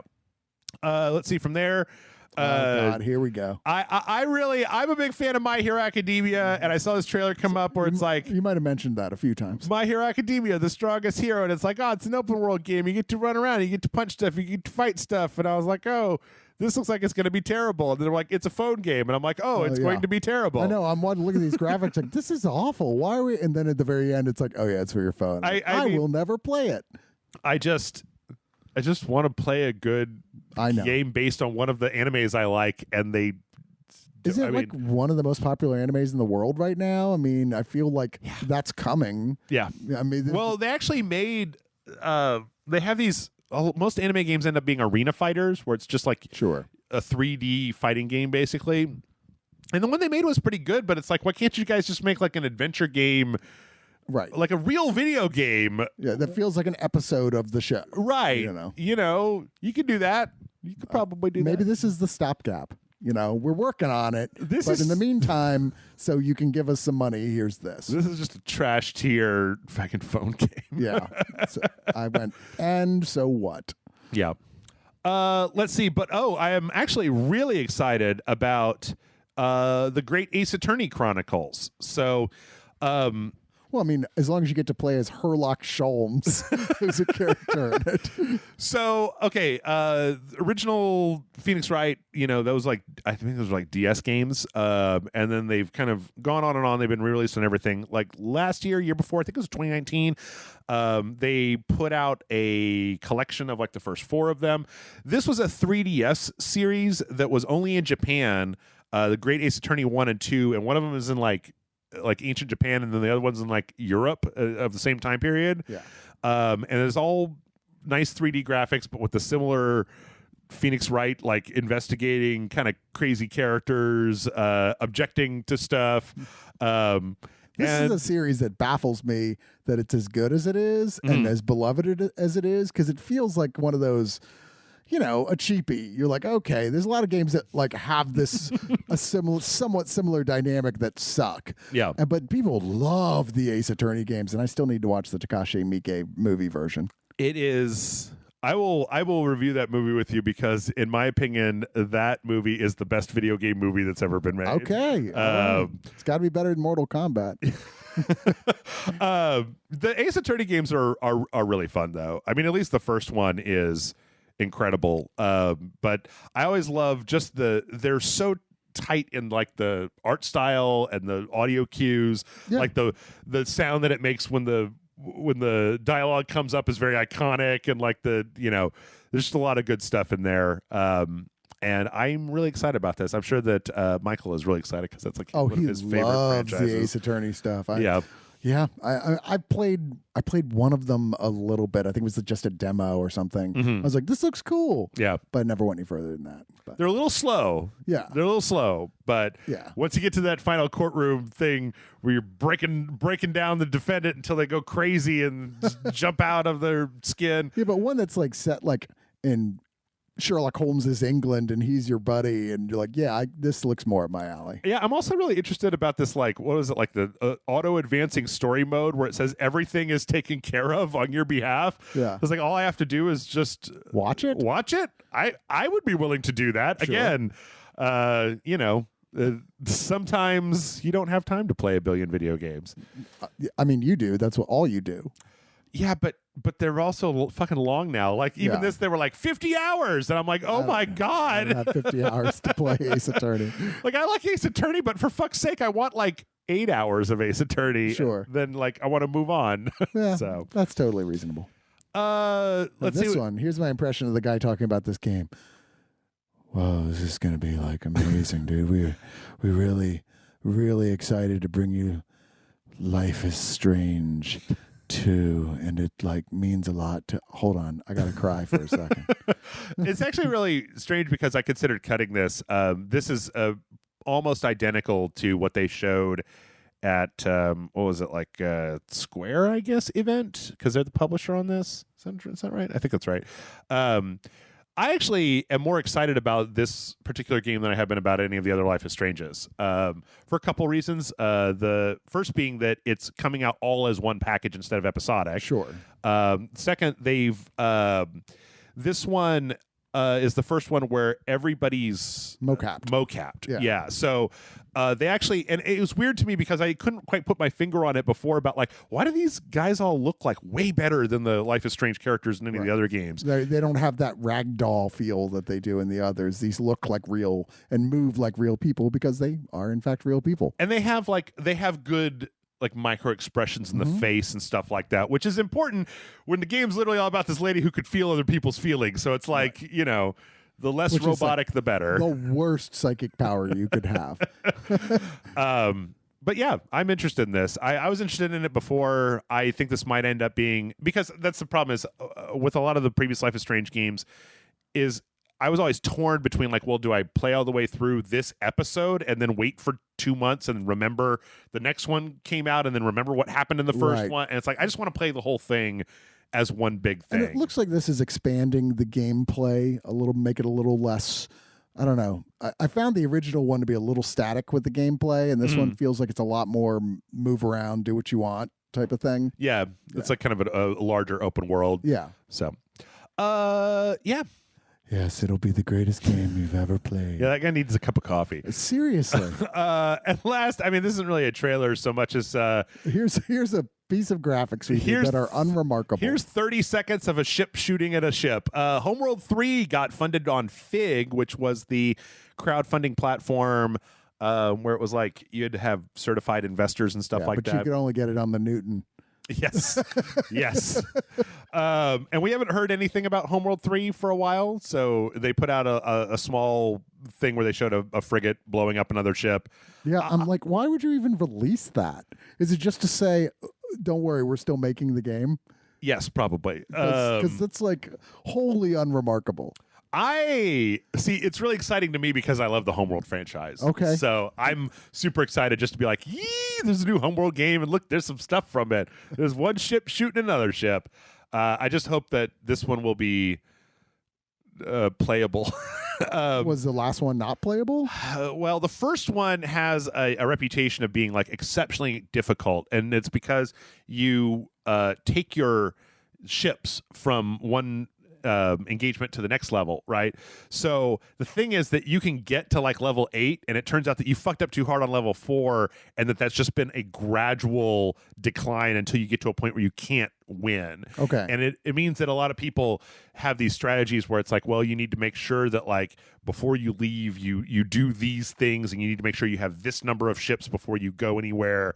One of those ones, if you don't have 20 different save points to refer to, then you're gonna be mad. You either need to have a lot of patience or to just go back and start over, or you need to follow a very strict guide. And then they put out a remaster of the first one, and they broke one of the core concepts of the game. And I can't tell if they ever went back and fixed it, because your little like fighters and ships you could set them into formations, and the formations like made a real difference to the way that they attacked other things, and the formations didn't work in the remaster. I don't know if they ever went back and fixed that though. But yeah, I'm excited. I like Homeworld. So, cool. Okay. I mean, it doesn't sound like you like it that much from you describing it, but okay. Well, okay, so here's what it is. I just want a game, like, there aren't that many games where you get to play as, like, capital ship engagement, right? Like, there just aren't that many games. Like, you'll have stuff like the, like, 4X games that have, like, a thing, like a component like that. Star Trek Bridge Crew. Right, or you'll have something that has, like, that has an abstracted version, but what about just, like, I want to move a bunch of big ships and shoot at other big ships in space. Sure. The video game, and there just aren't that many of those. Yeah. So, I want it. I want to like it. Well, I want it to be good for you, Jeff. Yeah. Speaking of being good for you, Spiritfarer is probably good for you. Is it? Is it filled with vitamins? No, it's filled with like Spiritfarer is an interesting game because it's filled with so much goddamn schmaltzy heart that like I don't know how you could hate it. It's literally about a lady who takes over ferrying souls to the afterworld from the Death? Yeah. Sharon? Yeah, Sharon. Karen. Sharon. I am Sharon, the boat driver. And so she has to take all these spirits. They all look like really cute animals. There's literally like a dedicated button to hug them, and you can just hug them, and you have to just like get them the food they want and get them ready to go to the afterlife, and it's incredibly sweet. But now it's updating with a new thing. They sold 500,000 copies, and they're giving the Lily update, which adds a new character, which is this kind of swarm of butterflies, to go more into the backstory of the main character of the game. So it's a side-scrolling platformer, kind of. It's not. It's more of like a management thing, because you drive this boat, and like so you'll set your destination over here, and then as you're going there, you'll build facilities on the boat, and so you'll like raise crops, and you'll play music and catch fish. You raise crops on the boat? Yep, you build like a farm. Like you've got a giant, big motherfucking boat. It's a big motherfucking boat. Yeah. But it's very sweet. So okay. Doesn't look like my type of thing, but I'm glad that it exists. Like, is there a version that's just the hugging animals part? Because I'd play that. I don't think so. It's also like 30 hours long. Like, Jesus. God damn it. I can't do that. I can't put 30 hours into that. That's a little long for the concept, but okay. Plus, I've read a few articles over time, which are people who are like, it's a game about about letting go of people in death. And I'm like, I don't know that I need like to think about or feel about death at the moment. I think I might just need to play. Come on, man. You need to follow the way of the samurai. The weird robot game. Every day you should spend a few minutes meditating on your own death. Didn't you watch Forrest Whitaker tell you that? No. Damn it. Jeff. No, I didn't. We also got the announcement that the Celeste dev team has finally gotten themselves ready to start working on a new game called Earthblade. Did you ever play Celeste? It was like a platformer with a little red hair lady. No. Huge. Titanic. Like so many people are just like best game I ever played. What? Yeah. I'm not a big fan of it because it's just hundreds and hundreds of levels. Jeff says fuck those people. Well, no, it's a platforming game. So your whole thing is to clear each board and then move forward, and it's got like a meta story that happens. But I don't like pure platforming. I like violence. Fair. So it's not violent. Well, you'll fall on spikes and die and then have to start over. But like, you don't apply any violence towards anybody else. You're not a killer. There's no conquering outside of conquering the demons in your own head. Do you hug them? No. Oh, well, fuck that game then. But Celeste is huge, and people fucking love that game. So it's good that they're finally working on something else. Apparently, they went through like 5 or 6 different concepts before they settled on this, and there's not really any information outside of. It is in fact a new game. I guess they provided the soundtrack. It says, well, let's see, it's described as a 2D exploration game in a seamless pixel art world. That could be a lot of things. Could be almost anything. Could be a lot of things. Yeah. Could be the new Ace Attorney game. Probably not the new Probably not. That seems unlikely. Yeah. I actually, when I read this story, decided to cut it. Battlefield, there's a new Battlefield game coming for cell phones. Okay. Huzzah. Who cares? Somebody does. Somebody wants to play Battlefield on a cell phone. I'm like, you must travel a lot or something. I don't know. Well, Call of Duty has a cell phone. Fortnite is on cell phones. Yeah. I don't get it. I don't really do that, but I am actually more interested in this. This makes a certain amount of sense. So there's been rumblings for a while about a remake of Knights of the Old Republic. Yes, people have been very excited about the idea of it.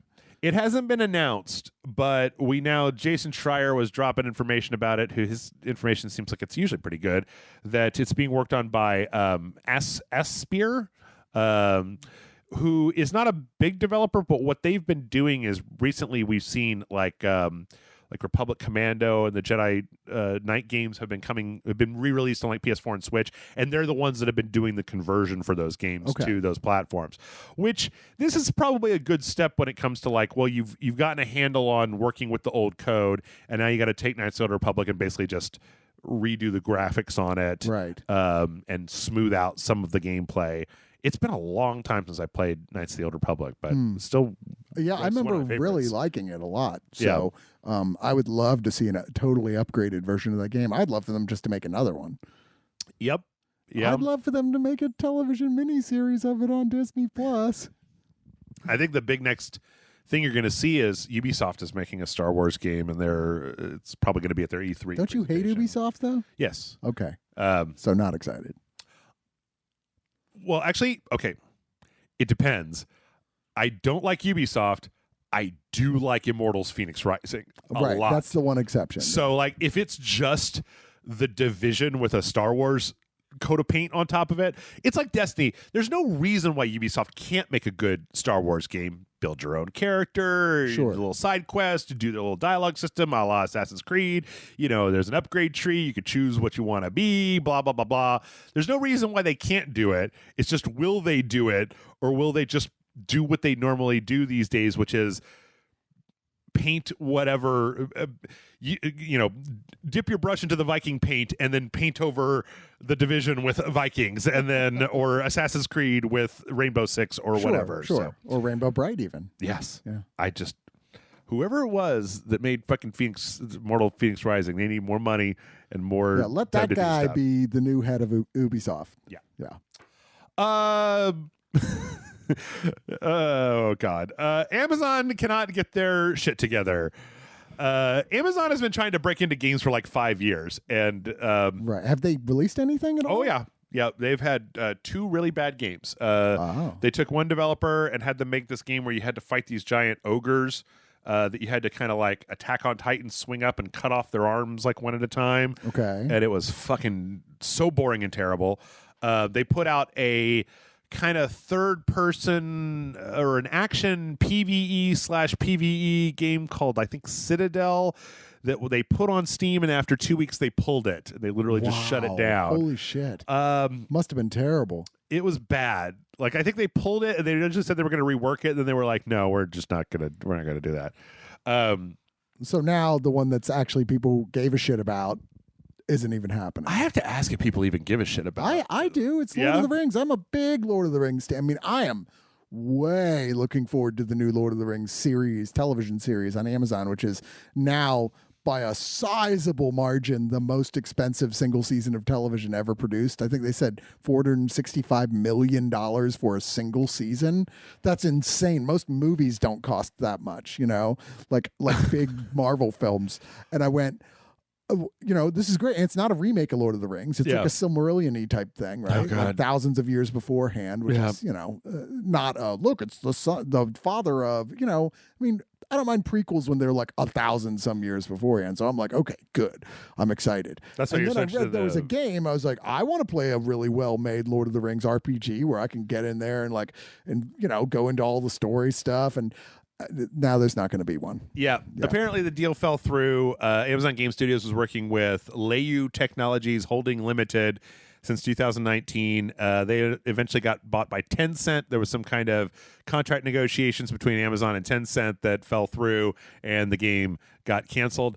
I guess the thing for me is that having watched the entire movie game / game / TV industry try to be like, we got to cash in on this Lord of the Rings thing, and like none of it has ever worked. Like Shadow of Mordor was good. There was those. It was okay. I played it until I didn't. You know? I was one of those. It was fun for a little while. There was those crappy, like, kind of third-person action games. There's some real-time strategy games. There's some RPGs. But I mean, like, the idea of a solid, really immersive, really well-done Lord of the Rings RPG is a solid idea. Just no one has ever really put the work in. Yep, I agree. And then The Hobbit came out, and I was just like, I don't know how interested I am in Lord of the Rings. The Hobbit movies are not. They're not hateable, but they're not good. It's just.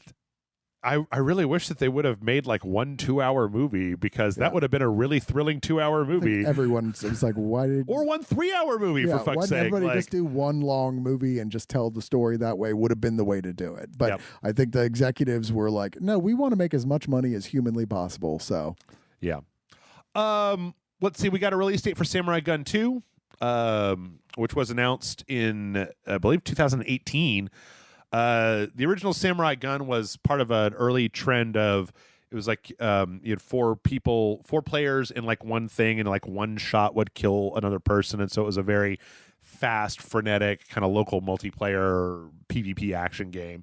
Apparently Samurai Gun 2 is going to have like a campaign. It's going to have a story, and it's also going to be on Steam. It's going to start on Steam Early Access this summer, because I believe it was originally announced as a Switch game, and then once it gets finished, then the 1.0 version will be put out on the Switch. I got to be honest, this didn't interest me at all. I'm looking at, like, people still play games that look like this? Okay. Yeah. All right. I mean, I'm not as into the little indie stuff as you are. Yeah. A lot of that stuff people get all excited about. I'm like, seriously, this is the thing that you guys are going crazy for? But I mean, hey, there's something for everybody, right? The first one was fun, but it was definitely made for like playing with your friends. Like it would and retro gamers. Yeah. Also, Minute and Spelunky are both going to be in Samurai Gun 2. They announced. This looks like it could have come out for Commodore 64. Well, Minute is a really interesting game that came out. It was like last year or the year before, where you pick up this sword and it's got a curse on it, and so you die every 60 seconds. But in that 60 seconds, you can like go around the world, and so the whole thing is you trying to complete, like you have to, like you'll spend your 6 seconds to open up a shortcut so that the next day you can go to that place in 2 seconds instead of 40.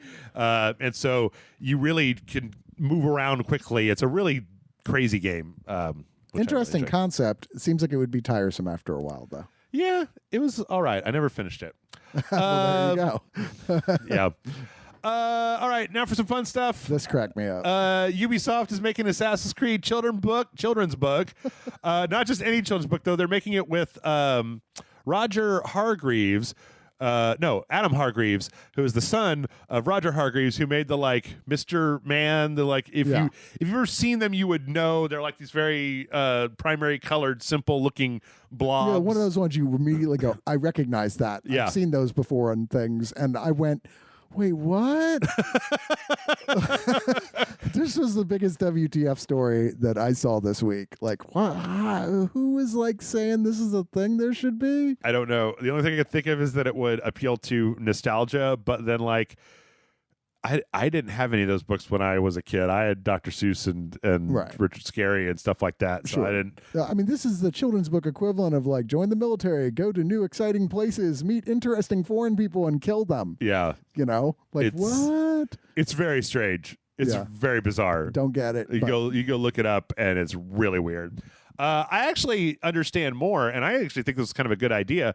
The announcement that Square Enix is launching a photo book service for Final Fantasy XIV, which is their online MMO, where you can literally like compile screenshots of like stuff that you've done and then like pay to get a physical book, physical coffee table book. Yeah. Because who coming over to your house wouldn't want to look through your photo book of your gameplay of an online game? I don't know. I tend to think that it's the sort of thing like as long as because they said how much it costs, right? Where it's like, maybe they didn't. No, wait, hold on. I thought they did. Yeah, $37. I mean, that's relatively cheap, but that's $37 I could have spent on something else. So what I was thinking was that, like, you know, if you're one of those people that like way back in the day were really into World of Warcraft and you for $40 could just get a little like souvenir book that showed not just general World of Warcraft, but like here's when you beat that raid boss and like here was when you leveled up to level 90 and like here was your first day in the game, and then you could just be like the memory. So you could show your kids someday. It's just a scrapbook. This is when your dad defeated Dragoth, the giant red dragon of Mondron. I don't know. It makes sense to me. Like, as not for like the PlayStation 5 does this thing now where when you get a trophy for doing an achievement, it records a short video of you doing the achievement. But what a lot of people don't know, or maybe they know now, but they didn't know in the beginning, was that it also turns on the microphone in your controller and records what you say out loud when you get that trophy. So there's like a bunch of things of people beating like Dark Souls bosses or Demon Souls bosses, and then it's like they're just showing that and it's like, fuck yeah! And I'm like, oh, that's nice, because it's like, you know, just watching the gameplay doesn't mean that much, but then getting like your just that shit that you were screaming at the time added in there makes for a fun little thing. I don't know. Yeah. Not yet. I'm almost there. Hold on. Right. No, not too soon. Let's see. In other paper-related news, we got some near replicant origami. That was another like, wait, what? That's okay. Yeah. Apparently the person who did this, Concola, spent 210 hours recreating the protagonist and Emil from near replicant with just paper, with no cutting. I'm going to assume independently wealthy human being. Yeah. Yeah. Because who else has 210 hours to spend folding paper to look like characters from a relatively niche video game series from Japan? I sure don't. But this is actually this should tell you though how gaga fans of Nier are about Nier. So cool looking things though. They're like, wow, definitely a lot of work went into those. Absolutely. Yeah. And last but not least, we got a very brief slip. It appears that Luigi is coming to the Lego Mario set. I mean, the really surprising thing about the story is Luigi wasn't already in the Lego Mario set. Well, there's a Lego Mario set. That's the other one. So over the weekend, Amazon China accidentally listed the Lego set as Adventures of Luigi, and then it was taken down. It looks like it's going to have Luigi, Pink Yoshi, Boom Boom, like a few other things in it. The main thing with these is that they're very expensive, and I think that a lot of the times the reason they're so expensive is because the Mario figure and the Luigi figure, I assume as well, literally have electronics in them that sense the various blocks and then like make different things happen. Oh, okay. And like play noises and stuff. And much like in the Mario games, if you step on one of them, they will kill you. Yes. Yes. Yeah, it actually does have like a point system, and it keeps track. And weird. But they're so expensive. Like the base set is like $95. Dude, Lego stuff has been expensive for a while. I remember when I was a kid, it was just, here's the big box of Legos. Yeah. And then they were like, oh, now here's the same thing, big box, but it's space Legos. So they're all gray and blue and shit. Mm-hmm. Like, oh, cool. Yeah. But then almost immediately it was like, no, here's a $150 set that's only got 100 blocks in it to make this one specific thing. But that have specific blocks that aren't available anywhere else. So if you want to do and build a bigger thing, you're going to have to buy these super specific sets. Yep. Yeah, and Lego just started. I mean, don't get me wrong, the base company, they're actually a good company. They're one of those, like, they're very earth conscious, and they're cool people who run it. Yeah. Like, but yeah, they're like making money hand over fist to people who are just in love with this brand. Have you ever been to at an amusement park, a place that has a Lego section? No, I haven't. I mean, I've seen the Lego sections. I know that they've really branched out into like it's all licensed. At Disney Florida, they've got like a whole area where it's like, you know, giant statues of like characters from the Disney Pantheon in Legos. You're like, God damn, that's a fucking impressive. Yep. But yeah. I don't know. I did shell out money for 2 of the 3 Nintendo Labo cardboard put this thing together sets, but I don't. I wouldn't do that for the Legos. Yeah. Would you do it for Nier Automata if they did one? For Legos? Yeah. So, Chris, here's the thing. I don't know if you and I have discussed this on mic before, but I am anti stuff, not pro stuff. Yeah. I want less stuff. Okay. I don't want stuff. Yeah, I don't you like owning stuff digitally. Yeah, I don't like. In fact, if I could just pay somebody to come into my house and throw away 70% of everything that's in here, I would totally do that. If I could just point and then make stuff go away and be like, get rid of that, get rid of that, get rid of that, get rid of that, get rid of that, get rid of that. Because I don't like it. Because then it all just piles up and you got to find a place to put it. Oh, believe me, you got to organize it. No one understands better than me, man. Yeah, my house is made of physical media. Yeah. Well, let's see. I got about 20 minutes left. Let's take some questions. Yeah. Let's see. Tal writes in and says, Shadow Jeff and presumably Bone-filled Chris, I wanted to intercede on behalf of your friend that pushed Shadow and Bone onto you and say this. Are you familiar with Shadow and Bone? Yeah. Okay. Yes, because I listened to the first. I'm sorry. I listened to the first book on Audible, and I was like, "This is okay, a little dull, but it's YA. YA. You know, it's just very like, and then, like it's not very. It's not very like. The writing is not super sophisticated. It is very just like to the point. All right, so I wanted to intercede on behalf of your friend that pushed Shadow and Bone onto you and say this. Yes, that book is very dull, middle-grade fantasy mush that rolled right off my feathers when I read it. I never went on to read any of the rest of the main trilogy of the book series. However, I feel your friend has buried the lead because you don't need to read any of the main books to enjoy the far superior side story set in the same world. It's called Six of Crowns, and it features a gang of backstabbing undercity thieves, swindlers, necromancers, and liars going on a high-stakes fantasy heist mission. That sounds cooler. Slaps and is much more worth your time. The person who recommended the main series, you may have just wanted you to start there so you can get into the series before moving on to the much better Six of Crows series. But I just wanted to say that you should skip straight to dessert and dive into those books instead.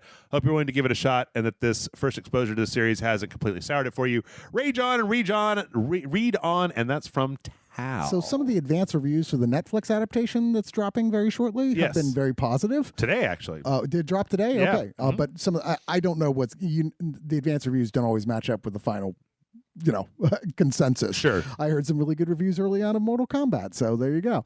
But so maybe you could just watch the series and then I get the basics so I can read the side stories. So 2 things. I actually talked with the person who recommended the book to me. I finally got a chance to talk with them about it. And they had said that, the first book was this author's first book. Okay. So, they do get better as it goes on because this person this was the first thing they ever wrote. Right. First time they ever put something out. And then the second thing that I thought was really interesting was I went back and watched one of the trailers because I was like, oh, I'll watch the Netflix series. Whatever. I mean, just get drunk. Yeah. Hit next. We usually watch those type of Netflix series. Exactly. It's the sort of thing where I stay up until 5 o'clock in the morning, just laying on my couch, and be like, one more is fine. One. I don't even like it that much, but fuck it, let's see what happens. So I started watching the trailer, and I was like, okay, well, here's the main character. Oh, she's pretty, but nobody really knows it yet, and blah blah. And here's the dark and mysterious guy who's obviously the love interest. Like, oh, here's childhood friend who's the other love interest. I'm like, wait a minute, hold on, back up. Boop boop boop. That guy's got a top hat and 2 pistols. I do not remember that from the first book. So apparently what they've done is they've taken this side of it and added it in, I think, as a way to balance it out so that it's not just such a... Because there's a lot in the first story where it's like, oh, you had this secret power. Now we have to send you to wizard school. And wizard school sucks for a year. Wow, what a bummer having to go to wizard school. So, well, it's like wizard school, but also the Russian royal court and this person who's a peasant and they don't understand how anything works and they don't want to understand. So it's class struggle. And there's an underlying reason that ends up coming up as to why, et cetera, et cetera. So, but I like the idea of putting in the fucking necromancer heist theme with the Moony Twilight plot to be like something for everyone. You should take stuff that works and fuse it together. I mean, I see no reason why an adaptation of something has to be a straight adaptation. Yeah. The original's there if you want it. Yeah. 100%. Let's see something a little bit different. Mm-hmm. Let's see. Jonathan writes in and says, "Hello, Jeff and Chris. A quick story I thought you'd enjoy. I finished rewatching My Hero Academia in anticipation of season 5. My 4.5-year-old daughter watched some episodes with me. She now runs around the house yelling Hero Smash and Bakugo repeatedly. We also had a talk after saying, damn it, like Bakugo." So he's the one with the big grenades on his hands, and he's like the rough and he's the real gruff kind of asshole character that apparently this poor person's daughter has latched onto. As for the question, one of the podcasts I listened to has ended after several years. I'm looking to fill the time, but podcasts are a dime a dozen. It's difficult searching for ones I might enjoy, enjoy before even trying them out. What criteria do you use when finding new podcasts as well? Any recent ones that you've enjoyed? Cheers. And that's from Jonathan. Yeah, I tell you, I used to incessantly listen to podcasts and try and discover new ones. And I kind of a lot of it is because I used to do driving for a living on the side. So I was like, oh, great. And listen to podcasts while I'm doing this.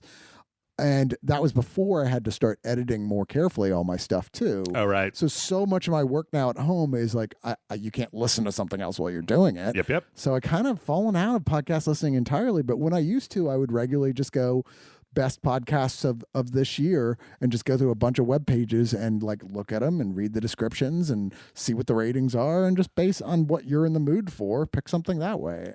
Yeah, it's been I don't know how I don't usually like to I'm going to take a step off of the Rage Like Beat path here real fast, but say that like I used to listen to a lot of politics podcasts, and since the person let's just be neutral and say, since the person in the White House no longer uses Twitter the way that like a 17-year-old girl does, politics has become more straightforward, shall we say. More normalized, perhaps. So I found myself not feeling like I needed to keep up on a daily basis with what happened this week that could potentially be a disaster or you just should probably know about, because we're now back to what I consider pre-2016. You can mostly ignore this shit. You should keep up with the stuff, but you don't have to obsessively keep up with it. Right. So I kind of wiped my podcast slate clean of politics podcasts. I used to listen to 2 video game podcasts. One of them is called Triple Click, and it's Jason Schreier, Maddie Myers, and that poor other third guy whose name I can never remember. And they're Jason Schreier, like he's the one he's a games journalist. Maddie Myers works for she's a game journalist as well. They basically do like kind of a theme first segment, and they have kind of a second segment called One More Thing, where they all just talk about what they've been doing. Sure. It's quick. It comes out every week. It's very well edited, very professional. And there's another one called Watch Out for Fireballs, which are these 2 guys, Gary and Cole, that have been doing this for years. I started listening to them because of they did a Dark Souls podcast, and then eventually that ended once they stopped kind of putting out Souls games, and so they were like, well, what are we going to talk about? Right. Yeah. But their main show is basically just like they'll just pick a game, they'll play all the way through it, and they just kind of go over it. They'll go over the generals, the story, and then kind of go into what they feel about it. Sometimes if it's a certain game, they'll go kind of through it one beats at a time. It's very good, and I like it. They have a good structure, I think, where they do in a month they do 2 regular episodes and then 1 premium episode that you have to be a patron to listen to, and then they do one kind of like this general Q&A podcast. But they have a thing where in the middle they take a topic prompt from their Discord and then kind of expand on it. I don't listen to any review podcasts, which is weird because that's what I do, is run review podcasts, and maybe that's why I'm like, well, I do this already. I don't need to listen to other people. I like ones that explain shit that I didn't know. Like, I'm blanking on the name of, is one that's been on the air forever with these 2 guys, and they pick seemingly arbitrarily any given thing and spend a half hour telling you the entire history of it and what it is. Like Jell-O, or H.H. Holmes, or the Star Wars space program, or Alzheimer's. I mean, it's just so random, but they're really funny and they're really smart and they're very self-effacing, and it's just, that's what I like, is stuff like that. I like that. I like true crime casts where they're like, oh, here's the true story of the dude who secretly murdered 8 people, or did he? And was he a space wizard? Yeah. Or I like stuff that is audio dramas. Like the guys, Casey Wayland, who runs We're Alive, which is a zombie one that went on for a very long time, and I think they're on the second or third spinoff of it now. All his shows are great, really highly produced. If you like audiobooks that have like special added like sound effects and music and things like that and different actors, like the new Timothy Zahn books that are coming out, they've been doing that. Or the new audiobooks for the original Timothy Zahn Star Wars books. Like the Thrawn ones, they do it all with like the music and the sound effects and everything. Nice. So if you like that, audio dramas are like that, but it's like a running, continuing story. All right.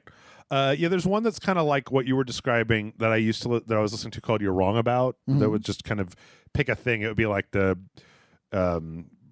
they had 5 parts about Princess Di, where it's like, let me actually explain like who she was and like what her life was like and like what happened. Right. Like, some specific nebulous things, but have you ever had anybody explain it to you like, here's the beginning and then the middle and then the end? There's a show like that a lot of people who like the stuff I do also tend to like this one as well. I think it's the same network as a lot of them, called Behind the Bastards. I've heard about that. But it just talks about history's worst people. Yeah. And it either is a generalized story or it's something super specific about some angle about them you never knew. Like there's one about Hitler's favorite author and that is insane. Like that whole story about this guy you've never heard of, that still his series of books are the best-selling books in the history of Germany. Wow. Right? They're like this guy is a German guy who was a con man who just made up this whole lie that he went to America and became this Wild West hero with a Native American best friend guy. And then right? And there's stories, and then at one point he went, it's all true. It all happened. I am this guy. Oh man. Yeah. So I mean, but then I recently just signed up for Audible and just started listening to audiobooks because I don't know, like I just kind of was like, I think I would rather do this. Like I actually listened to it was like a 7-hour book called Blitzed that was about the rampant methamphetamine use in the Third Reich during World War II, where they invented it and they were just like, oh my God, this is amazing. Nobody has to sleep anymore. All right, let's just do it all the fucking time. And like the amount of Hitler's personal doctor and the amount of like fucking sheep gland pulp that he injected into him and the crazy amounts of like, by the end of the war, that guy was so fucked up on drugs like cocaine and meth and just all this crazy shit. But if you've ever been around a bunch of people who are tweaking and listen to the conversation, it's a lot like coming up with the final solution. Oh my God. You're like, wait, guys, this sounds crazy, but hear me out. Fuck, what are you doing? Don't listen to those guys. Yeah. So I've been trying to stick to the Audible Plus stuff that you get with the membership, because you get like 1 credit a month you could spend on whatever. Yeah. But there's a bunch of free stuff. Yeah. I wanted to listen to The Sandman, which everyone's been raving about, the adaptation, which has a Hollywood A-list cast. Oh, really? Yeah, like James McAvoy plays Morpheus. Huh. It's like a huge list of celebrities that are playing all the parts in it, and it's been getting rave reviews. I did not know. Yeah. I actually was just listening to, I found out that last year, most people know, I don't know, do people know John Scalzi? I do. Old I read Red Shirts. Yeah, and Red Shirts. I like Red Shirts. He's written a few crime books. He wrote one called Lockout that was about a world where some people just their bodies stop working and they just get kind of locked in their brain. But he wrote another one called The Dispatcher that's like a 100-page, it's really fast, and it's basically about a world where like one day it turns out that if you die, you die. If you're murdered, 999 times out of 1,000, you disappear and you reappear in your house naked in your bed. Okay. So the first book is about this guy, and there's these people called dispatchers that like they'll go to hospitals, and then like if a patient is flatlining, they will kill them. They'll murder them to make sure they that they come back to life. Yeah. And they like have these like weird things that they like put in your mouth, and then they shoot an explosive up into your brain so that it's guaranteed to kill you. And so like this one guy goes missing, and it's like a cold crime thing. Well, I read that a long time ago. They put out a second one last year, and I just wasn't keeping up with it. And it turns out that on Audible they're both on the Plus membership, and Zachary Quinto reads both of them. So nice. I just went. The first one's like an hour and 42 minutes to listen to, and the second one's like a couple hours. And I'm just like, yeah, I think I'd rather just. I mean, no, in the past I have not been a fan of audiobooks because I like it better when you read. I like the action of reading. Me too. I feel like you've got better comprehension. Something I don't terribly enjoy listening to audiobooks when they're narrative stories. Yeah. Because I get lost for a minute. Then you're like, shit, where am I supposed to rewind to? Yeah. Right. But I like when it's nonfiction or biographical, like the Steve Martin one that came out, I think 2 years ago, where it's his biography that he reads. Oh. It's phenomenal. Excellent. It's so good. I mean, I don't know. That's kind of where I am right now. So I don't really listen to as many podcasts as I used to. Yeah, no, I don't have literally don't have the time where I'm in a situation that I can be listening to audio separately. Yeah. Plus, 7 hours about Nazis doing fucking crazy drugs. It was weird. That's a lot. That's a weird book. I feel like you could have summed that up in an hour show. You have to go through the entire thing. Apparently, before World War II started, like after World War I, like Germany was so like morally and culturally destroyed that Berlin became like this fucking wacky, like people were just doing coke and there's prostitution and all this craziness there, and one of the reasons why Hitler's message stuck is because that sense of nationalism like recreated a sense of pride in the people that they were missing. I read a lot of books about World War I and World War II. That's actually next thing on my list is yet another book about World War II. Well, there you go. Let's see, I think we got time for maybe one more, so I tell you what, let's shift on over and do let us do a Discord question. Okay. Let's see. Mike says, good afternoon, Jeff and Chris. Do you have problems with getting way too complacent with the tools you use in a game? For example, only using 3 guns out of a full arsenal in a shooter, no matter the situation, or defaulting to the same couple abilities in an RPG despite being inefficient? Are there any ways to break oneself of this habit, and ways you've encountered in games where the design encourages using the full suite of options available?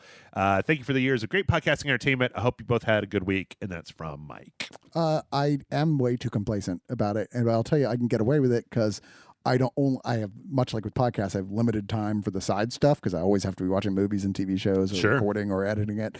So when I play games, I play them almost exclusively on easy mode. So you don't really need to experiment. You kind of find the thing that works that you know how to do and you just do it. Okay. Yeah. I'm more interested in the story and the fun of playing it, Fair enough. I think I've started to develop kind of a policy of like, it depends on the game. Like Souls gives you so many weapons that it's like it'd be ridiculous to keep switching between them. You want to kind of pick one that you want and then like get used to it. But for a lot of games, if they give you something new, it's like I don't know, I'll try using this, and then it's like, do I like it? No. Then I'll go back to the other thing that I like.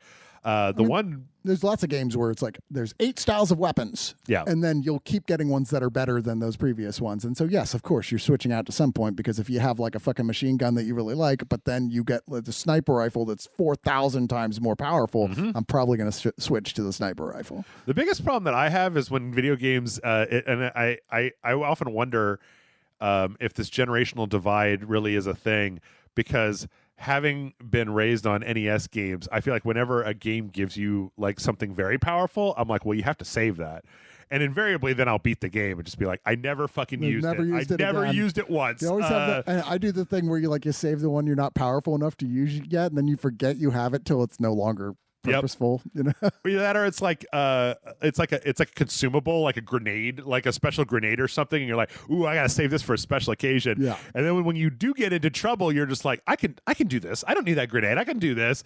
And then you forget about it. And then you get to the end of the game and you're like, oh, I've got like 50 grenades. Dude, I never fucking use grenades in games. I'm the worst. The only time you do is when you find yourself versus a boss that you can't, you're like, I can't fucking beat that. Oh wait, I got all these grenades. Yeah. That's the one thing that I'm really bad about these days. All right, let's gonna do one more. All right. Commissar GT says, "Dear Jeff and Chris." Wait, what was his name? Commissar GT. Oh, I heard something different. I've been replaying Borderlands 2 and loving it. Do you think that games like Destiny, The Division, and Outriders would exist if Borderlands had never existed?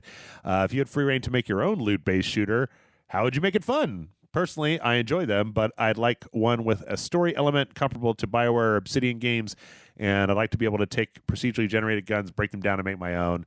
Thanks, and that's from Commissar GT. So, do you think games like Destiny, The Division, and Outriders would exist if Borderlands had never existed? That I don't know the answer to. That's yes. more up your alley. 100% yes. Like, I think that Destiny is more just like, what if Halo was an MMO? Yeah. That's what I thought that was more directly tied to. You play Destiny, you're like, this is a lot like Halo. Yeah. And The Division, I mean, a lot of those other ones, like The Division, is just what if like EverQuest was a shooter, basically. Right. I mean, Borderlands had the RNG loot, but Borderlands wasn't the first thing to have RNG loot. Like MMOs had a lot of. I mean, that was the whole point of endgame MMOs, was grinding specific areas to get the things that you needed to do, like endgame, boss runs. Or that's the reason that people would do raids, would be to get to the end and roll for the gear that they wanted because they got the drop. So I would attribute the kind of RNG loot thing to MMOs more than I would Borderlands. Yeah. I think Borderlands basically just was like, what if Diablo was an FPS? Yeah, and I know which is good. You don't like the Borderlands games as much. I really like the Borderlands games. Yeah. I've finished them all. They're super fun.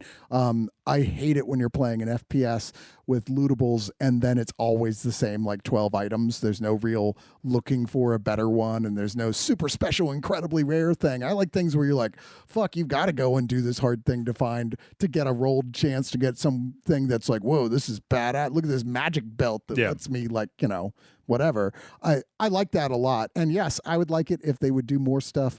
Like, I like Borderlands' sense of humor about it all, but I kind of play it and go, I wish this was part of a licensed universe. Like, where's my Hitchhiker's Guide to the Galaxy based, like a loot-based shooter game? Not that specifically, but you know what I mean? Like, it feels like that would be ideal for worlds of that sort.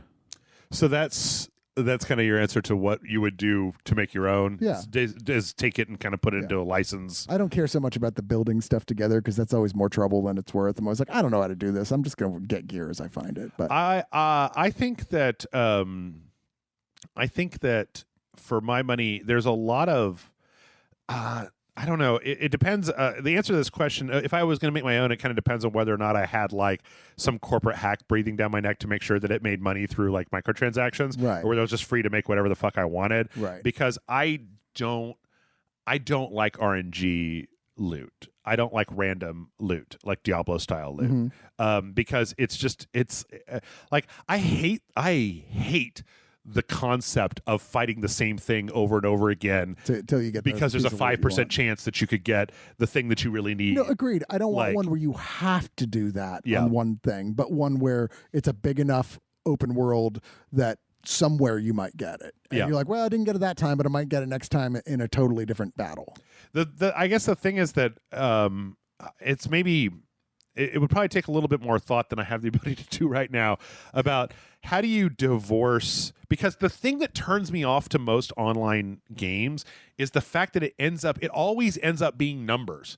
It never ends up being about the story. It never ends up being about about what the characters are feeling. It ends up being about fucking numbers. You're right. Like, it doesn't matter how there'll be this giant boss in Borderlands. It's like, right, but do I have the rocket launcher with a high enough number to make this thing go away before it can make the numbers on my side go to zero? Right. And like, you don't feel that kind of organic, like plenty of other games have numbers and plenty of other games have stats and things like that. But what if you could just stop and go, hey, we're fighting, but have you heard the parable of Theseus's ship? I don't know. For me, it's just like that's what single player games are able to do because that's their strength.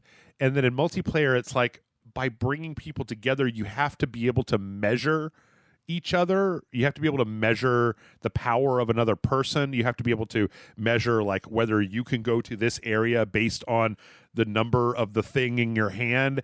And I think that when you get into that, like, there's not a serious problem with having that, but then it ends up overshadowing everything else. We're talking about Avengers, and it's like, I've beaten up so many fucking AIM guys. I don't give a shit about these AIM guys, or like, what are they doing? You just hate repetition. Well, yeah. Well, because it cheapens the story. Yeah. Like, so have you seen some of these? And they've been advertising on Facebook and social media where it's like, this is an AI person you can talk to over time, and I'm fucked with one of them, and there's certainly a point where you're like they go, oh, well, if you want to talk about that, that's where you start getting into paying money, right? Which you can guess what I was trying to do. But, okay. I mean, she was hot. What do you want? But anyway, the point is like, it's trying to simulate based on like return answers, like how to have a real conversation with you. And at points it's more convincing than others, but I would love if they would find a way to integrate that sort of AI into these games where it could change the experience of the game and change the direction of the game, what you do next, based on you having conversations with characters where they're really responding specifically to what you're saying. Yeah, I think there's I don't really know, because you'd have to like go into actual game development theory to know. But to me, it seems like there's kind of a slider between like freedom and narrative, where like we're used to telling stories in a non-interactive fashion. It's just, movies and comics and books and all that stuff, music, fucking stage plays, like all of them are non-interactive. And so our tools for how to tell an effective story are mostly based on not having to factor in the input of the person that's consuming We're it. still trying to figure out how to make that work, and I think that's one of the reasons why game Dungeons and Dragons has become popular again, where it's huge right now, because I think this is on a lot of people's minds. And like, well, now that gaming and interactive gaming is so big, how do we tell stories that are more driven by what the players experience and what they want it to be at any given moment, like their input directly changing the direction of the story? I think that is eventually the future of gaming, and I don't think we're far from it, at least certain types of games, certainly. And, nowadays, these just can hear your voice and tell what you're saying. If your fucking Amazon Echo can, the game certainly can, so you don't even have to type shit in there. You could be like, he's like, so, how you doing? I'm doing good. How are you? I'm good. So I hear you're looking for some kind of sacred gem. Actually, we're looking for this sword thing. Sword thing. I don't know about, you know what I'm saying? Yeah. Like you could literally just have a physical conversation with an AI character, and it would guide the direction the story goes within a certain amount of parameters, of course. I also just wonder, I mean, I know that I'm not really answering this question. I'm mostly just dancing around it with silly questions. But like, I also wonder about whether it is possible to create a good story that is open-ended, whether this whole like games of service thing fundamentally flies in the face of what a story is. If a story has a beginning and a middle and an end and then just keeps on fucking going. Well, you watch anime. What do you think? But you know what? Like a lot of those end, right? I mean, someday.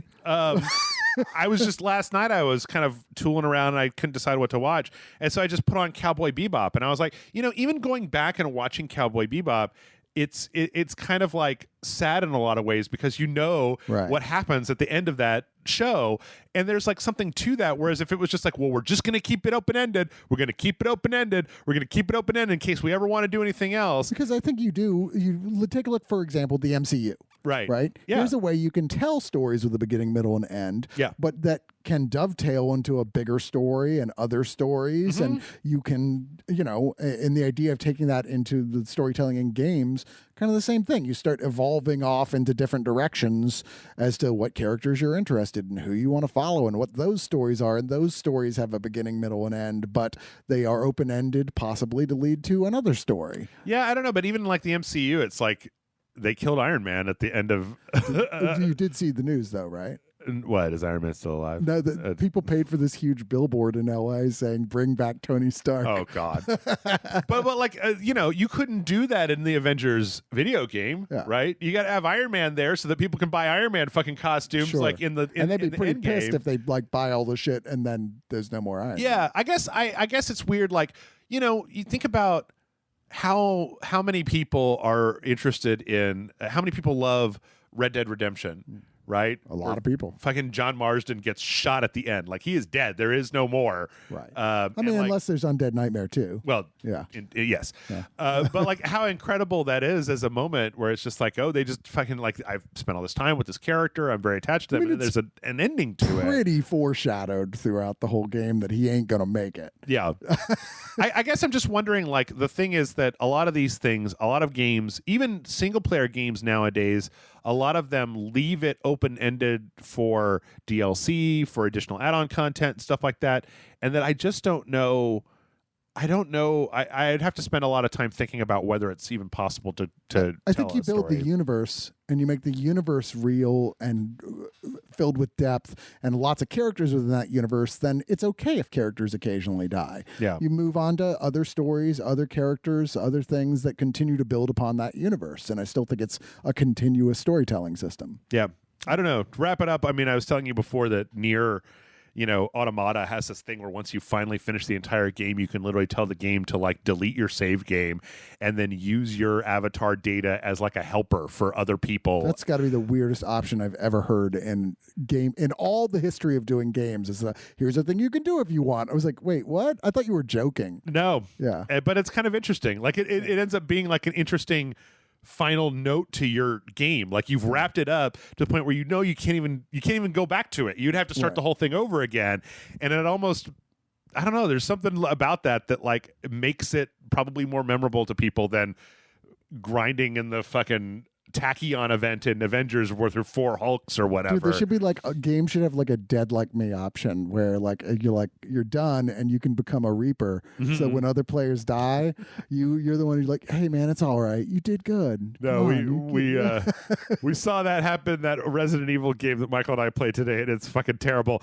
That's the end of our show. Chris, tell the people where they can find you on the internet. Find me at whateofus.net. That's a podcast video network I run. We talk about movies and television shows and all sorts of stuff in a group setting. We also have a subscriber section with tons and tons and tons of bonus material. The bulk of our audios over the last year have been available on a uncut video version, as well as the free audio version. So if you become a subscriber, you get lots of bonus, including going, I get to see the longer version where they fuck up and say wrong things and say things that like piss each other off. So there you go. Yeah, go check it out. And you can check out mail@rageselect.com if you want to send in questions.